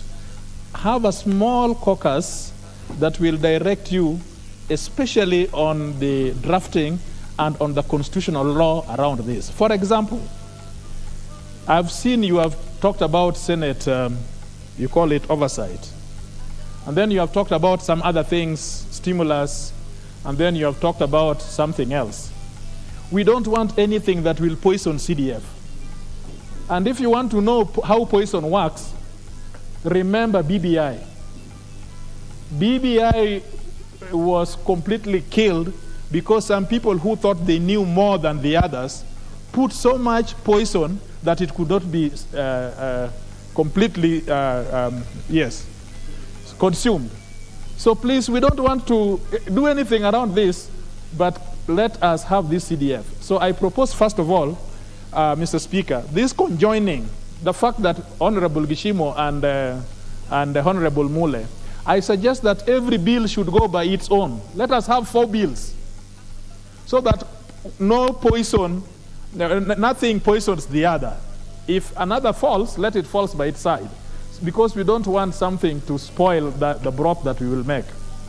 You know, you're talking about Senate oversight. What you are forgetting is that there is Article 127 of the Constitution, sub-Article 6, which gives Parliament the authority to facilitate members. Now, whether Parliament has been doing this or whether it is sufficient for Senate is another matter. But you will have problems. The first question you'll have to ask, is that provision that you are going to put not inconsistent with Article 127 sub-Article 6? That's the number one. Number two, there is no institution called Senate. The institution that Parliament, the Constitution knows is Parliament. Did I say the other way? There is nothing called Senate in terms of the Constitution. What the Constitution knows is Parliament.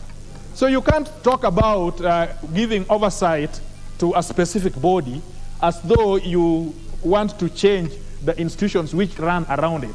You will have a constitutional problem, because until you change Article 95, which cannot be changed without referendum, you will have a technical problem of one amendment running contrary to the other.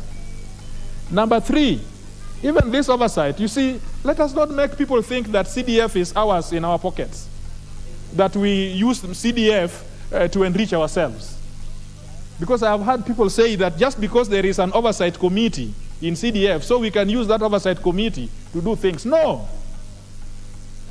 Even we need oversight. We need money for oversight. Our role under Article 95 is oversight. It has nothing to do with CDF. CDF is the people's money. So we also need this parliamentary oversight so that we can be able to do our job. Now that thing, again, you call stimulus, you will have a problem with the mandarins at Treasury. And we don't want the fight in executive to come and spoil for us a good thing in CDF. So, Mr. Speaker, sir, I beg to support, but please draw a small caucus that will help you clean up this thing, that then when it becomes to the floor, it will sail through. Thank you very much. Very well. There are a number of interventions here which I think were for the earlier matter. And we have on Yusuf with intervention. You may remove them. Irene, intervention. On Robert Basile, intervention. We have on Geoffrey, intervention. So you could remove them so that you have the mainstream king in. Now, next is Cliff Gisairo of Kitutu. Thank you, Mr. Speaker. And also let me thank Honorable Gishimo and Honorable Mule for bringing this to the floor of the House. Today, as we sit here, the poor Kenyans are watching us very keenly, because we are the representatives of the poor. NGCDF is what has changed lives back at home, back in the villages. Today, as I'm speaking, most of my constituents, Kitutu Masaba children, are on extended holiday because they are not able to report to schools. They are on forced extended holiday. We'll want to quote CDF as money for the members of parliament, but that's not the truth. No member of parliament has his children going to school courtesy of bursaries. This is money for the poor. So we have to support this amendment so that we have it firmly installed in our constitution to ensure that the poor child is protected and guaranteed to go on with school. We have infrastructural funds that are usually given by the ministry. But if you look at how equitable that is done, you'll find that some areas have never received that money. You'll find national schools, one national school having received in a certain period over 160 million shillings. Whereas all the schools in my constituency, they get peanuts. They do not have laboratories. They do not have classrooms. And only this can be done by NGCDF. This is the only fund that touches the poor.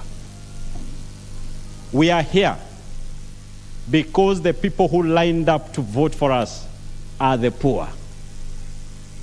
Very few of you were voted here by the rich.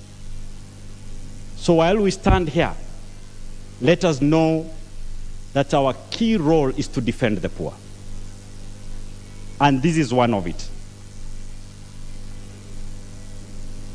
While at it, Honorable Mule and Gishimu,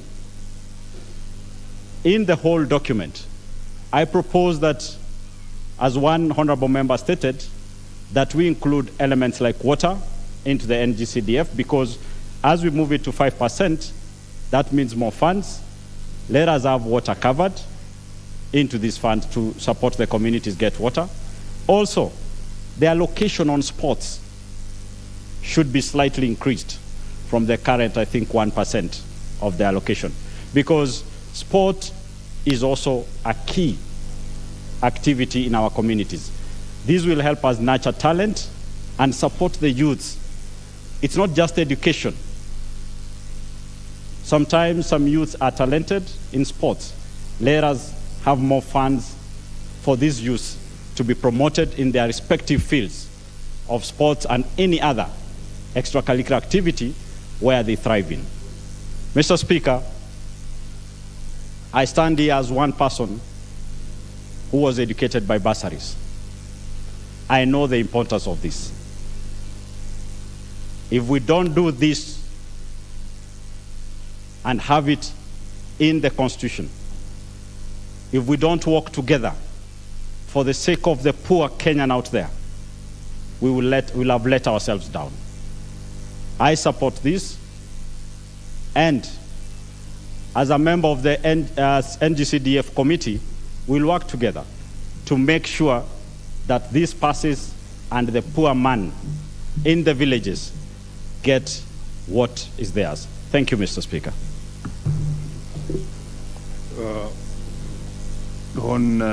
Rebecca Tunkey, Narok. Thank you, Mr. Speaker, sir. First of all, I want to thank the Almighty God for giving me this opportunity to serve in the August House. I stand here now to give my maiden speech because I've never spoken since I was sworn in. In fact, Mr. Speaker, sir, I've been inserting my card since I was sworn in, and unfortunately, I've never caught the Speaker's eye. All the same, I want to thank you for giving me this opportunity, and I thank the people of Narok for giving me the opportunity to serve in this House. Mr. Speaker, sir, I know being here is not an easy thing, and the members will agree with us that we've been here. To be here, it takes the hand of God. We went round looking for votes, and at the end of the day, the Lord gave us the opportunity to be here. I thank God because I was here one time as a staffer.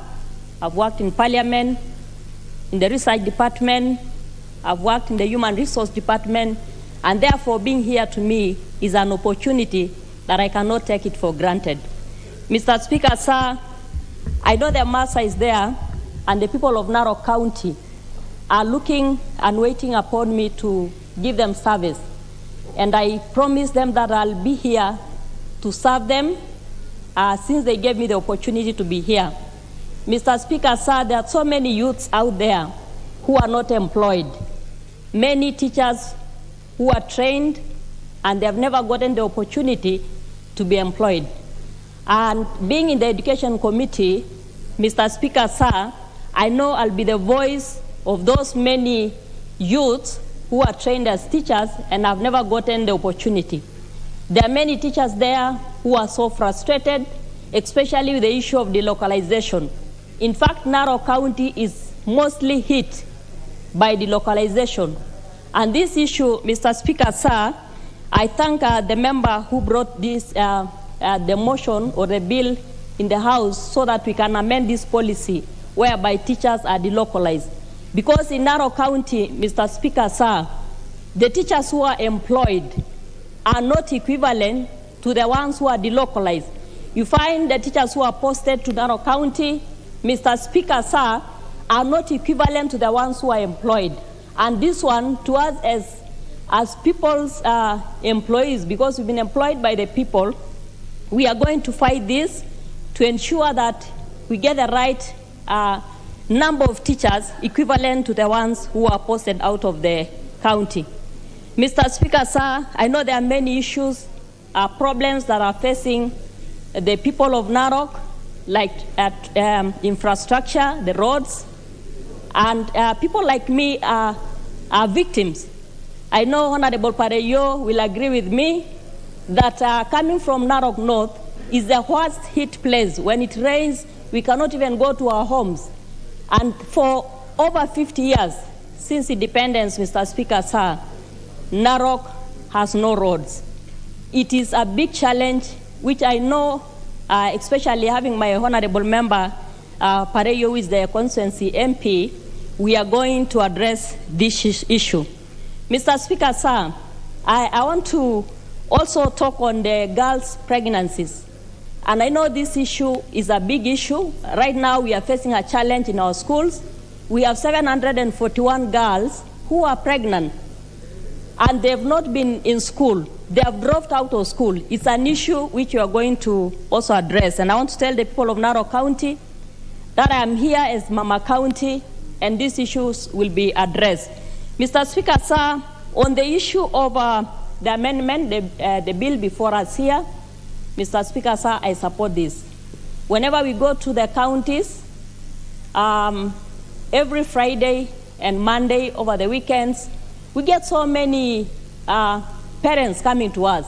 In fact, my office is flocked, the county office, because people are waiting to see if the members can support those poor children, the needy ones, who cannot afford to go to school because they have no funds to do that. Mr. Speaker, sir, this bill is timely, and we are going to give it full support so that these monies can be dispersed and our people can be able to get bursaries. The women who are waiting for us to give them funds to be able to do issues like Ushanga, things like groups, women groups, and all that can get that money. So, Mr. Speaker, sir, I support the amendment. Thank you, Mr. Speaker, sir. Honorable Member for Mandera East.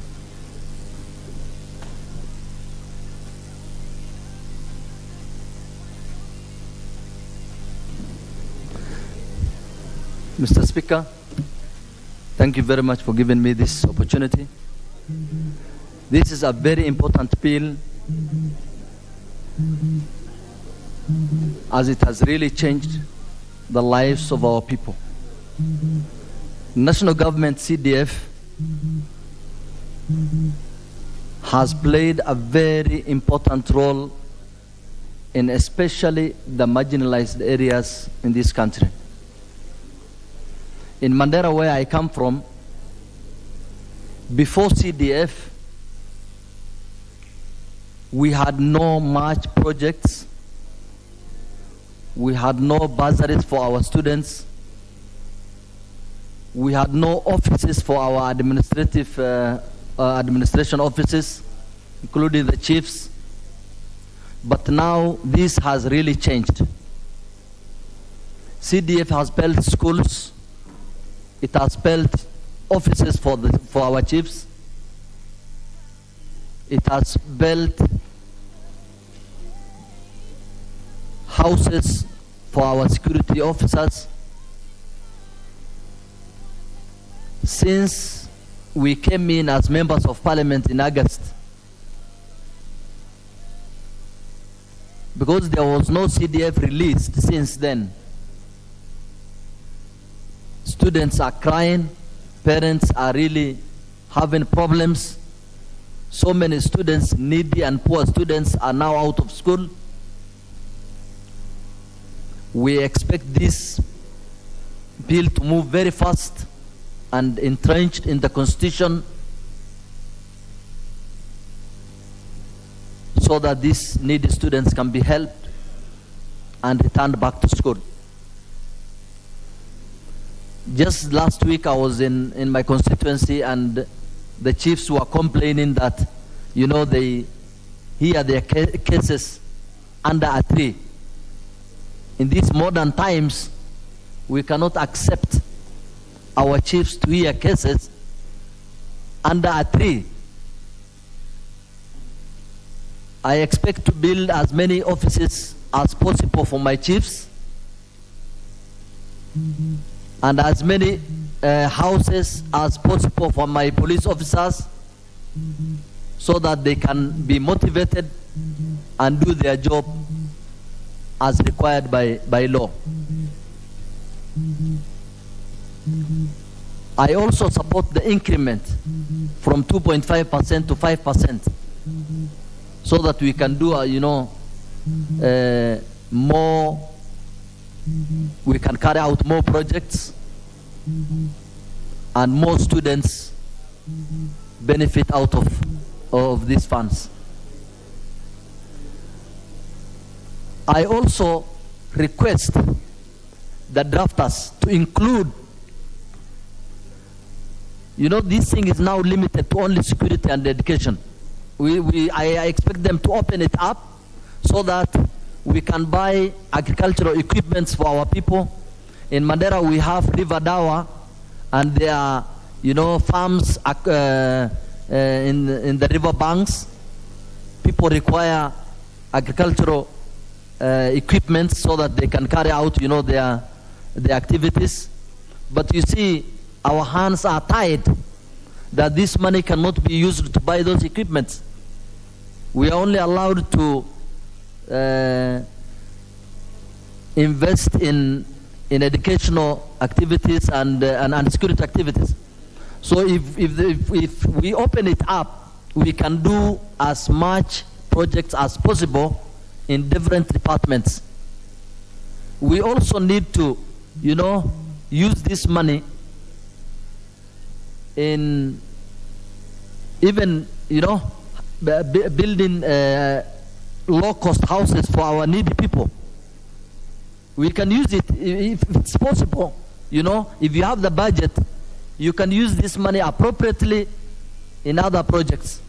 I therefore support this bill, and I expect this to be fast-tracked. And I also request the Ministry of Treasury to release these funds and not use the excuse of delaying it following. Very well.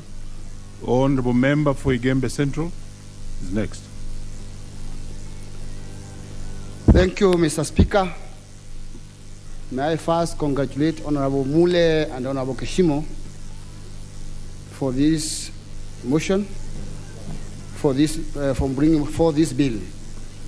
Honorable Speaker, this CDF, NG-CDF fund has been a very important fund to every Kenyan, and I think this is the only fund that stands for everyone, regardless of where you come from, which party you are affiliated to, or how many terms you served in parliament. Is truly a fund which is serving each and everyone equally. This is the fund that is given to us as community leaders, or rather to the communities that we represent, for improving their living standards, mostly through education and security as it stands now. And I think with this fund entrenched into the Constitution, it will be a fund of future and a fund that will be guaranteed, and not any other and dig will go to court and suspend it. I support this idea because right now that we have it, not knowing its whereabouts, we have very many kids at home.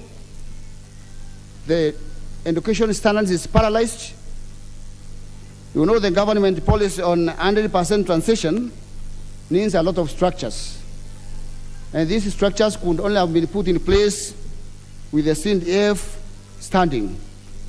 Mr. Speaker, considering CDF funds with other funds in this country, the most visible development projects that are seen are those from CDF. And that's why when we talk of this CDF being increased from 2.5 to 5%, it's a good idea because it will bring more developments, it will increase more structures, and it will pay school fees for even more kids.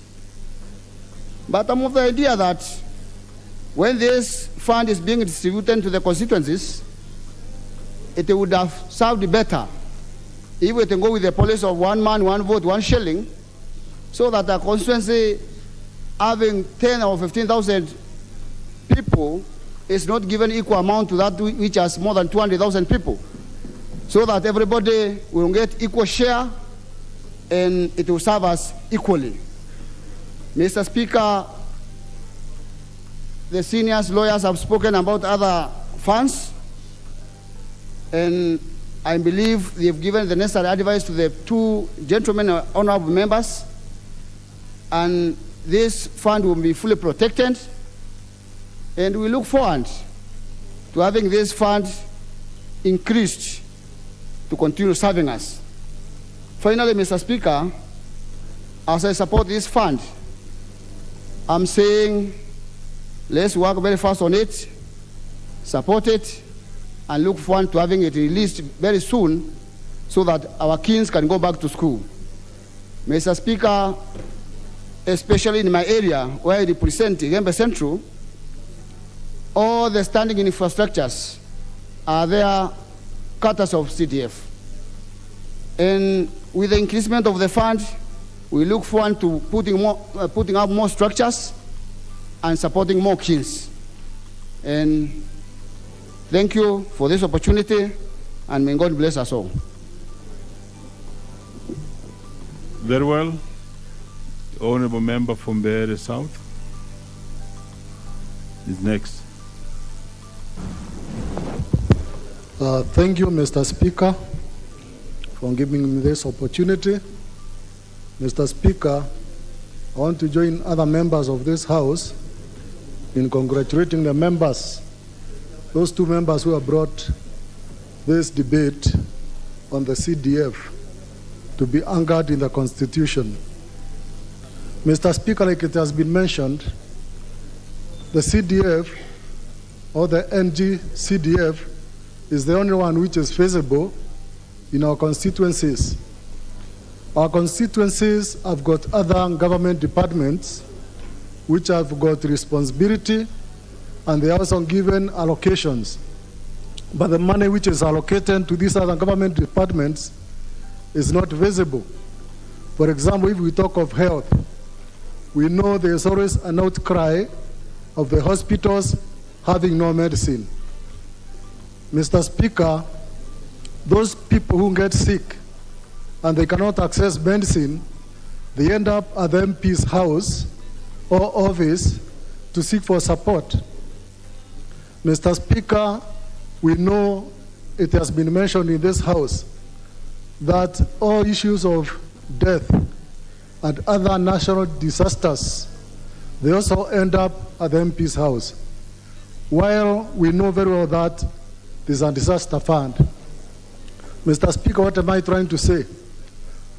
Members of the public are not aware of these other funds which are supposed to help them. The only thing they know is the NG CDF. And so anything arising to our poor citizens. They associate it with the MP and they seek for support irrespective whether it is a national government responsibility or it is a county government responsibility. Mr. Speaker, I support the broadening of the scope of the NGCDF so that the members of parliament can be able to cater effectively for the constituents who voted them in. It has been mentioned that water is a major issue. Mr. Speaker, most of us who are here in this house, who come from the arid and semi-arid areas, end up spending their own money to support schools with clean water. And if this was in the NGCDF, it would be easy to bring water to schools and even to some of our communities. Mr. Speaker, there's something I want to raise here. Even other government departments who get their own vote, they also resort to coming to NGCDF for support. For example, I know there are several cases where the government administrations have come to NGCDF to ask for them to purchase land to put up government structures. That means this fund is actually recognized not just by the citizens we are representing, but even other government departments, they do recognize the NGCDF as a fund which is being utilized properly to support every sector, both the government and even the local citizens. It has been proposed, and I second, that this bill should not be bundled with others for the sake of having it to sell on its own. Mr. Speaker, I think we need to consider having the NGCDF being debated or being prepared on its own, while others funds also are prepared on their own. The reason being that this is a fund which has been tested and its impact has been seen in this country. About increasing it to 5%, Mr. Speaker, sir, I would even propose that it goes higher. Because like what I mentioned about the disaster fund, the disaster fund, like now we have got famine, it is not covering us well. But if some money of disaster are vacant in the NGCDF, every constituency is able to cater for whatever disaster is facing their constituents. I thank you, Mr. Speaker, for the opportunity. Thank you. Very well. Honorable Member for Dagoretti South.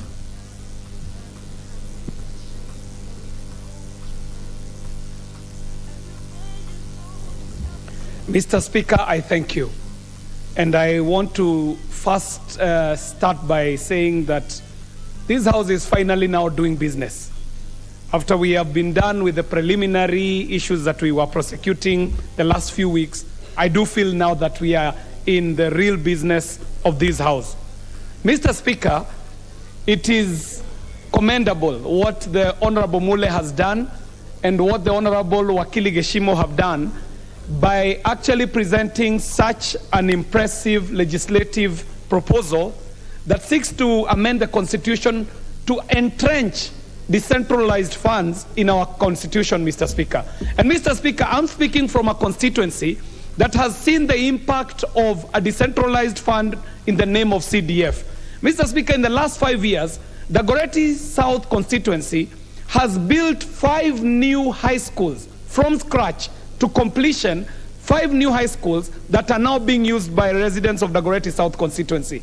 We have been able to get all our chiefs from Mabati structures. None of our chiefs is in a Mabati structure. They are now in very good, habitable, modern offices. We have been able to build police station upon police station. The grand, ultra-modern Reruta police station, multi-story, digitized. OB is in the computer. Mr. Speaker, we have been able to build the Mokarara Central Kitchen, out of which we are able to feed 10,000 students every day. a kitchen that has a capacity of feeding up to 20,000 pupils, Mr. Speaker, in our comprehensive school feeding program. Mr. Speaker, this is just to mention a few of the things that CDF is able to do if well managed, if well oversighted, if well superintended. Mr. Speaker, that is why I rise to support this motion. And in fact, I want to say that when it comes to the committee stage, Mr. Speaker, I shall be proposing some amendments. These amendments are actually bills to this proposal. And I think the House was very wise in having a pre-publication conference where members are able to ventilate, put in some bills so that the proposers are able to just draft anew and include some of these amendments. Mr. Speaker, it is my view that if CDF is working so well for constituencies as a decentralized funds, then we should be thinking how much further can we decentralize funds, Mr. Speaker. That is why the amendment that I seek to bring is to amend clause 204E, and what I want to do is to introduce, it is clause 204, and I want to introduce a new segment, clause 204E, which will seek to further establish an equitable development fund, which shall be a county government fund, which shall be consisting of monies of not less than a certain percentage of the share of the revenue that is allocated to each county as divided by County Allocation Revenue Act enacted pursuant to Article 218. Mr. Speaker, this clause in its second part will read that all monies allocated under this article shall be considered as funds allocated towards pursuant to Article 207(2)(a) to be administered in accordance to the provisions of an Act of Parliament, and 3, Parliament shall enact legislation to make further provisions for the operation of this article. Mr. Speaker, I had thought that I would push a floor amendment, but I later got to understand what it is we are doing this afternoon, because what we are doing is a pre-conference, Mr. Speaker. And I want to note, Mr. Speaker, that even as we speak now, we have in your gallery, the Speaker's gallery, members of county assembly from different counties, Mr. Speaker. We have the Honorable Mwaura from Nairobi City County. We have the Honorable Mutie. We have the Honorable Namina, who are here to see if members can be magnanimous enough to see, as they enjoy the CDF, whether we can unlock what members of county assemblies have been unable to unlock with their governors, Mr. Speaker. Let us see how we shall be able to decentralize further funds, so because we've seen the effect of decentralizing funds and the impact they have, and the benefits that accrue will be for the good of this nation, for the people who elect us. And Mr. Speaker, this is the work we came to do in Parliament. I thank you for the opportunity. Thank you very much. Very well. On Adan Haji, Mandera East West, is in the house. Thank you so much, Mr. Speaker, for giving me this opportunity. I sincerely thank Honorable Gishumu and Honorable Mule for having brought this statement at the right time. As we know very well, CDF is the only devolved fund that is everywhere, every corner of this country, and the most rural area of this country. The only fund visible, the only activities that are visible are activities that has been undertaken by CDF. And unlike other funds, like even the county development funds, which after communities do some work, the delay in payment for years, Yes, on Kiare, what is out of order? Not in my place to interrupt the very esteemed ranking member Yusuf, but I think this is critical, Mr. Speaker, because we've been having very many fights on this fund, especially with institutions that do not understand how CDF works. I think it is not in order for the Honorable Yusuf to refer to CDF as a devolved fund. In fact, One of the biggest problems we are having is when people imagine that CDF can undertake devolved functions. So, Mr. Speaker, I would wish that the Honorable Yusuf could actually refer to CDF as a decentralized fund that is able to do national government functions in constituencies and not refer to it as a devolved funds. Thank you very much, Mr. Speaker. Yeah, I think. Very well, thank you so much. You may continue. Thank you so much for correcting me there. You are very right. This is not part of the devolved fund. It is a central government fund that has reached the most remotest area.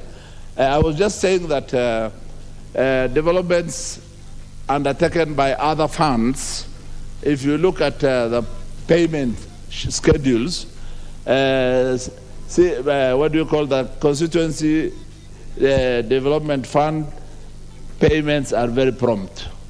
That is why, however little it is, even contractors who do classrooms, who do police stations, who do chief's office, they prefer the national government CDF fund projects than taking big projects from the counties, which sometimes it takes 3 years, 4 years, or even 5 years to be paid.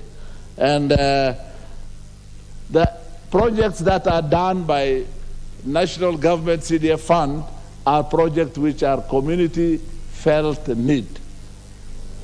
The processes that are undertaken are processes which involve all community sectors, the women, the youth, and they come up with their preferred projects, and ultimately the projects that are done becomes the serious felt needs of the projects. Wananchi, wherever they are talking about CDF. Now that since we were elected in August up to now, there's no CDF released, a lot of students are dropping out of school just because there's no bursary. But you still hear there's bursary allocation in other parts of other accounts or other funds. But the ones which are really felt, the ones which really do some job, the ones where students are highly relying on and making sure that they are going to school and studying is the NG CDF fund. And as we are here today, whatever has gone to court is CDF, is not NG CDF.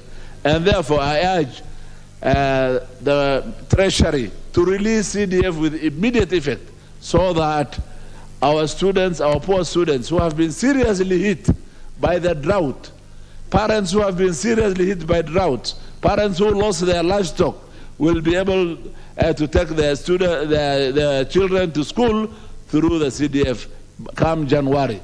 Therefore, it's my request that Treasury releases the ND CDF money with immediate effect so that it can be processed. Finally, expanding it to 5%, I think this is a noble idea.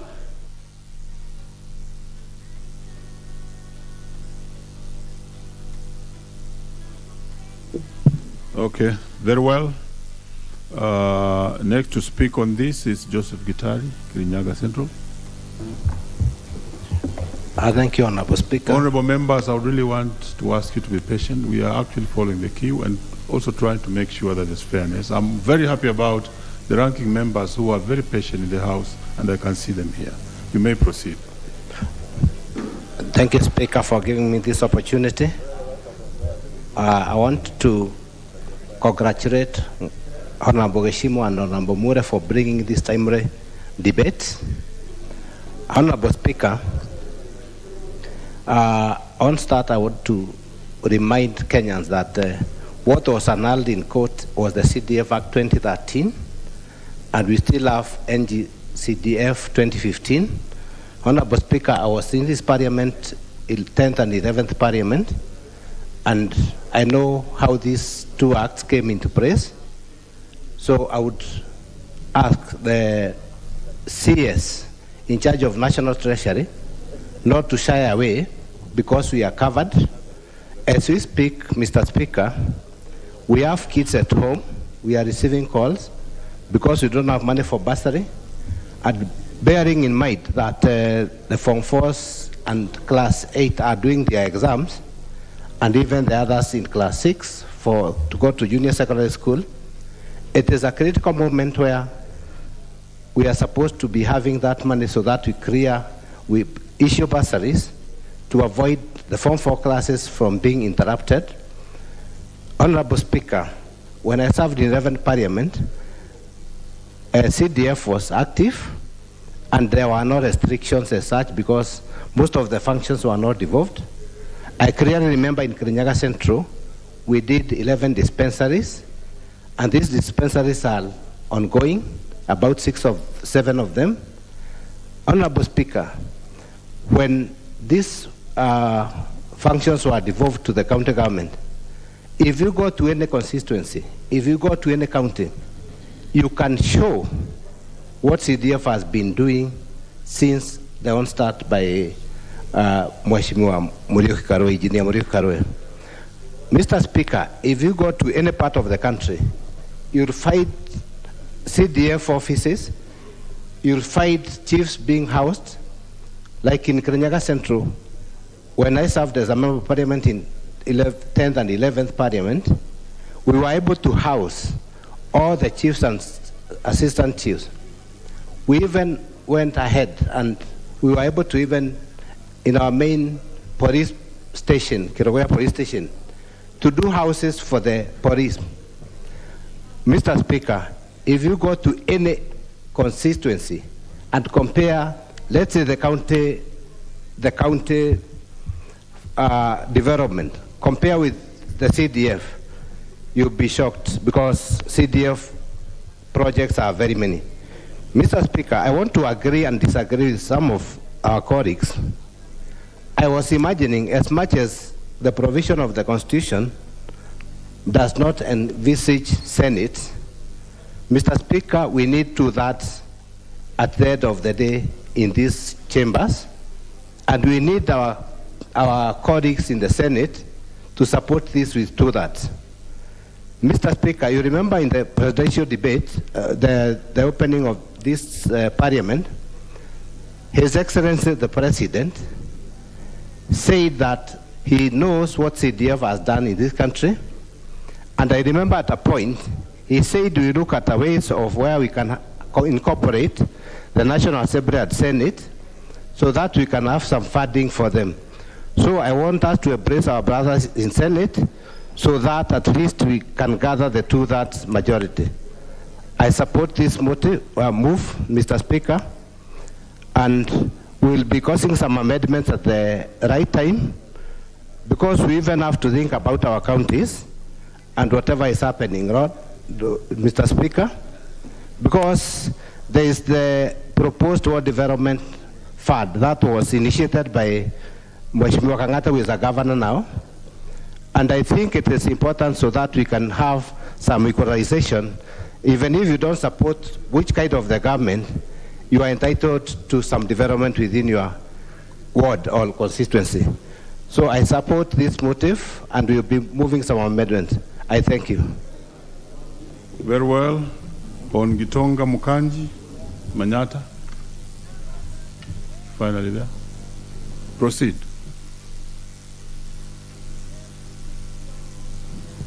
Thank you, Honorable Speaker, for the opportunity. I want to first take this opportunity to congratulate my fellow members, Honorable Mule and Geshimo, for this very important proposal. Honorable Speaker, CDF is a God-sent fund to this country. Article 53 of our Constitution, 2010, has been actualized due to the CDF. We have also done a lot on improvement of security with the CDF under the Article 27 of the Constitution. Honorable Speaker, I know many members will agree with me here that when this story of CDF being illegalized by the courts, they were very scared on the way forward. Because, Honorable Speaker, the work that the CDF does mostly will guarantee all these members being able to serve their constituents. Just yesterday, Honorable Speaker, I got calls to visit one of my schools in the constituency that was hoping to benefit from CDF with getting some classes, because they don't have classes. They school under the shade and some shady places. Honorable Speaker, I really welcome this House move to have CDF under the Constitution, and rightfully so, because this House is possible to amend the Constitution under Article and guidance of Article 256 of the Constitution. I would really hope that this process can go uninterrupted, so that, Honorable Speaker, we can have that fund as soon as possible. I want to agree with the Honorable Member who suggested that members should have a caucus to discuss this issue, so that when it is coming here, it comes ready to be passed. I also hope members will participate and ensure that we have public participation. And I know if there is one thing that has public goodwill, Honorable Speaker, is the issue of CDF. Because the development on the ground speaks for itself. Just to add to what many have suggested, I would really hope the 5% increment happens, Honorable Speaker, so that we can be able to do everything that is possible to do. I also want to propose that we have a shareable, equitable way for the CDF. Because, Honorable Speaker, when I speak to a few members, they have the same figures with my constituency that are 6 wards, but you find them with 3 or 2 wards, Honorable Speaker. I would propose the 1 man, 1 shilling on this CDF, so that we can be able to have fairness when we are serving our people. I look forward to doing a lot with the CDF on the TVETs, which are our only hope to have our young people being able to get into the job market, and they can be able to serve this country. Honorable Speaker, knowing very well that I've benefited a lot on bursaries while I was in school, I had proposed to do maximum bursary disbursement in terms of CDF. So, Honorable Speaker, I really support these proposals, and I look forward. Very well, your time is over. Honorable Anthony Luoch Madari. Thank you very much, Honorable Speaker. First, I want to congratulate both members, Honorable Mule and Honorable Gishimu, for this timely bill. Secondly, I want to thank the Speaker and the House Business Committee for the ingenuity of availing the opportunity of a pre-publication motion that would allow members to ventilate, thus obviating the very rigorous processes that go in before you get this. I want to urge the Speaker and the House Business Committee to use the same ingenuity to obviate the 90 pre-publication period, or the period that has been said that have to be mandatorily undertaken before this can be brought to the House for conclusion. And lastly, also on these preliminary points, to ask that the House Business and the Speaker use the same ingenuity to ensure that motions that private members discuss on Wednesday morning also have a similar pre-publication for platform with similar weight, so that from there, this can go directly to drafting and therefore then to a bill. Let me make my quick, powerful points before I go to, and I'll start with 3 quick things that I think we need to do. First of all, the question of time. I've listened a lot to what members have said, and all those will come to this, that unless this bill is drafted and filed timeously, the people who I refer to are people who are the perpetrators of executive conspiracy against members of parliament, are waiting in tow to ensure that this question of the judgment being delivered in court by December actually takes place before this bill is assented. So unless this is done timeously, all that we are doing here will be of no effect. Honorable Speaker, the other point that I needed to make on these very quick points that I need to make is that this House must peg the bringing of any other serious government bill, including the supplementary budget that will come. It should be pegged to the question of this bill having been debated and passed, or in its place, Treasury has released all the funds that are due to the 290 constituencies. Honorable Speaker, I also want to raise a red flag on this issue, because along the way you will find that there are crocodiles along the way that you need to deal with. There is a monster Article 115 in the Constitution which I have raised in the previous Parliament, and which the predecessor ruled against. You need to watch that even after we pass this bill, and I'm sure we will, Article 95 allows the President to refer back a bill under Article 1157 to the House with a memorandum, with the possibility that unless you raise a 2/3 majority, then he has overturned essentially what you have passed. The effect of that, which was what I argued in the previous Parliament, is that it imports what in the US they have called the line veto amendment, which is unconstitutional. It allows the executive head of government to become a legislator through the back door by returning to you a bill, which if you cannot raise 2/3 becomes law. So that is something that we must look at, and therefore the people who are going to be in the caucus championing this bill must not only look for bipartisanship between the Senate and the National Assembly, for acceptance and acceptability with the Treasury people, the Attorney General, and the other stakeholders. They must also look for political goodwill from the executive arm of government, and in particular the President, that this will be passed. Mr. President, Honorable Speaker, I also want to support, and maybe I'm wishing him good tidings in terms of referring him to Mr. President.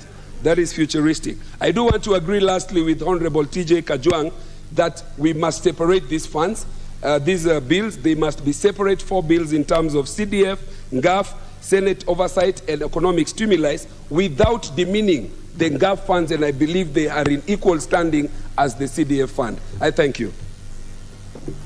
On Majimbo Kalasinga.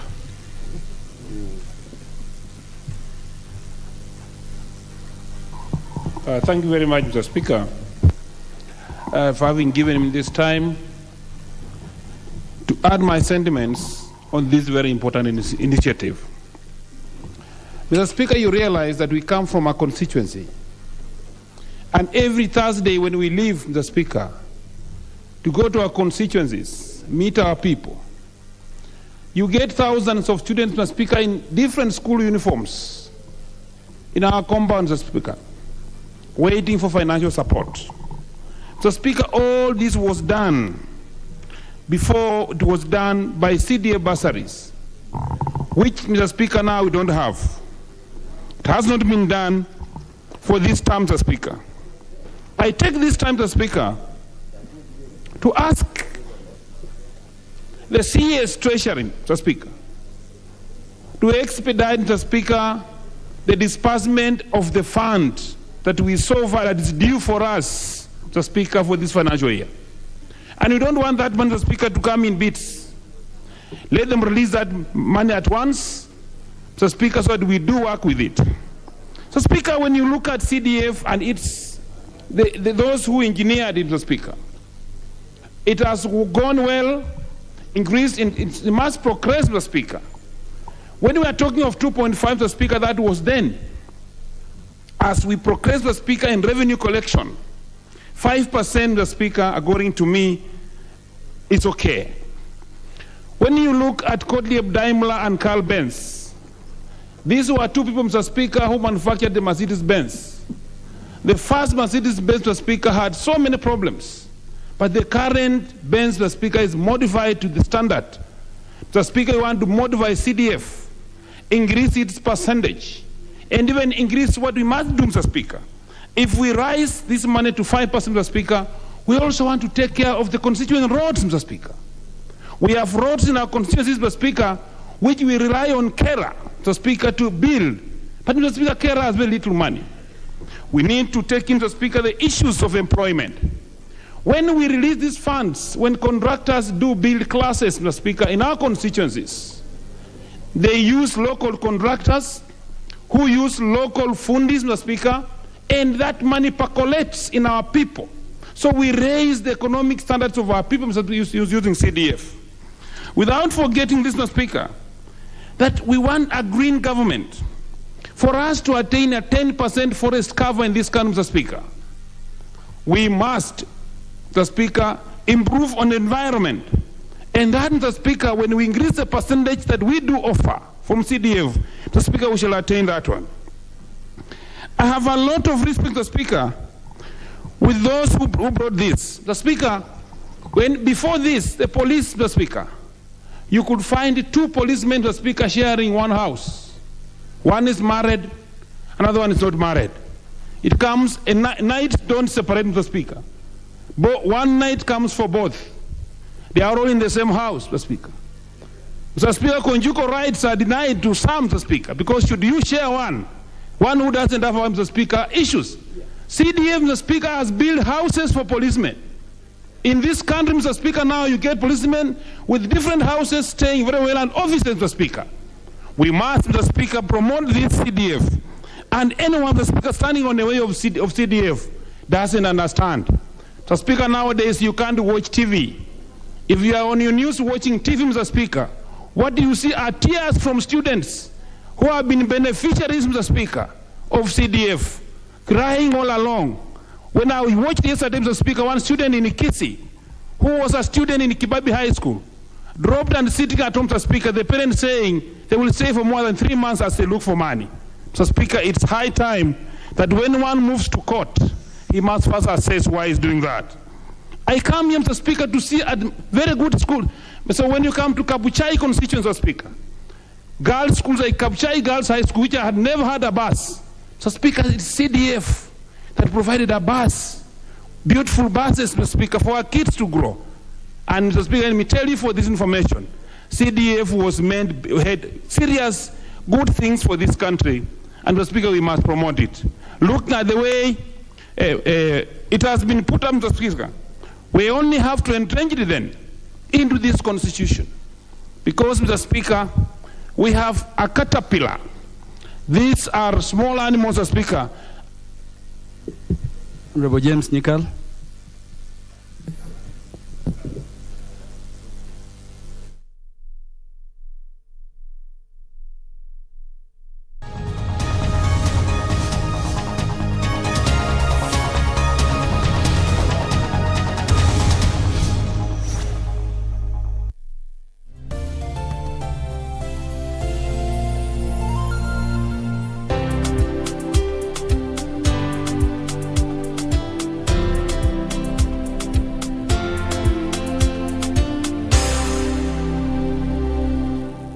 Kakamega mpo. Stesheni uipendayo Ingo FM inakuletea road show ya mwaka katika kaunti ya Kakamega, Ijumaa tarehe 4 na Jumamosi tarehe 5 Novemba. Tarehe 4 Ijumaa tunazuru Mumias, Matungu, Shianda, Navaholo, Malava, kambi ya Mwanza, Lurambi, na tarehe 5 Jumamosi tukutane pale Kakamega, Hayega, Malinya, Bukura, Kuisero, Mulwanda, Sabatia, Ekero na Mumias Town. Kutakuwa na vichekesho na burdan dosha. Pia utakutana na kikosi kizima cha watangazaji na waenzi wa Ingo FM. Usikose. Radio Ingo, ingini ya Mwitala. Kakamega na yefu bwana. The world's biggest sporting event is here with us. The FIFA World Cup 2022 in Qatar. KBC Television will air live 28 selected matches, while radio will beam live all the 64 matches. We would like to bring to the attention of the public that KBC is the only station that has exclusive 2022 FIFA World Cup free-to-air FTA broadcast rights for both TV and radio in the Kenya territory, and no other media outlet. Therefore, catch all the FIFA World Cup action live and exclusive on KBC TV and radio.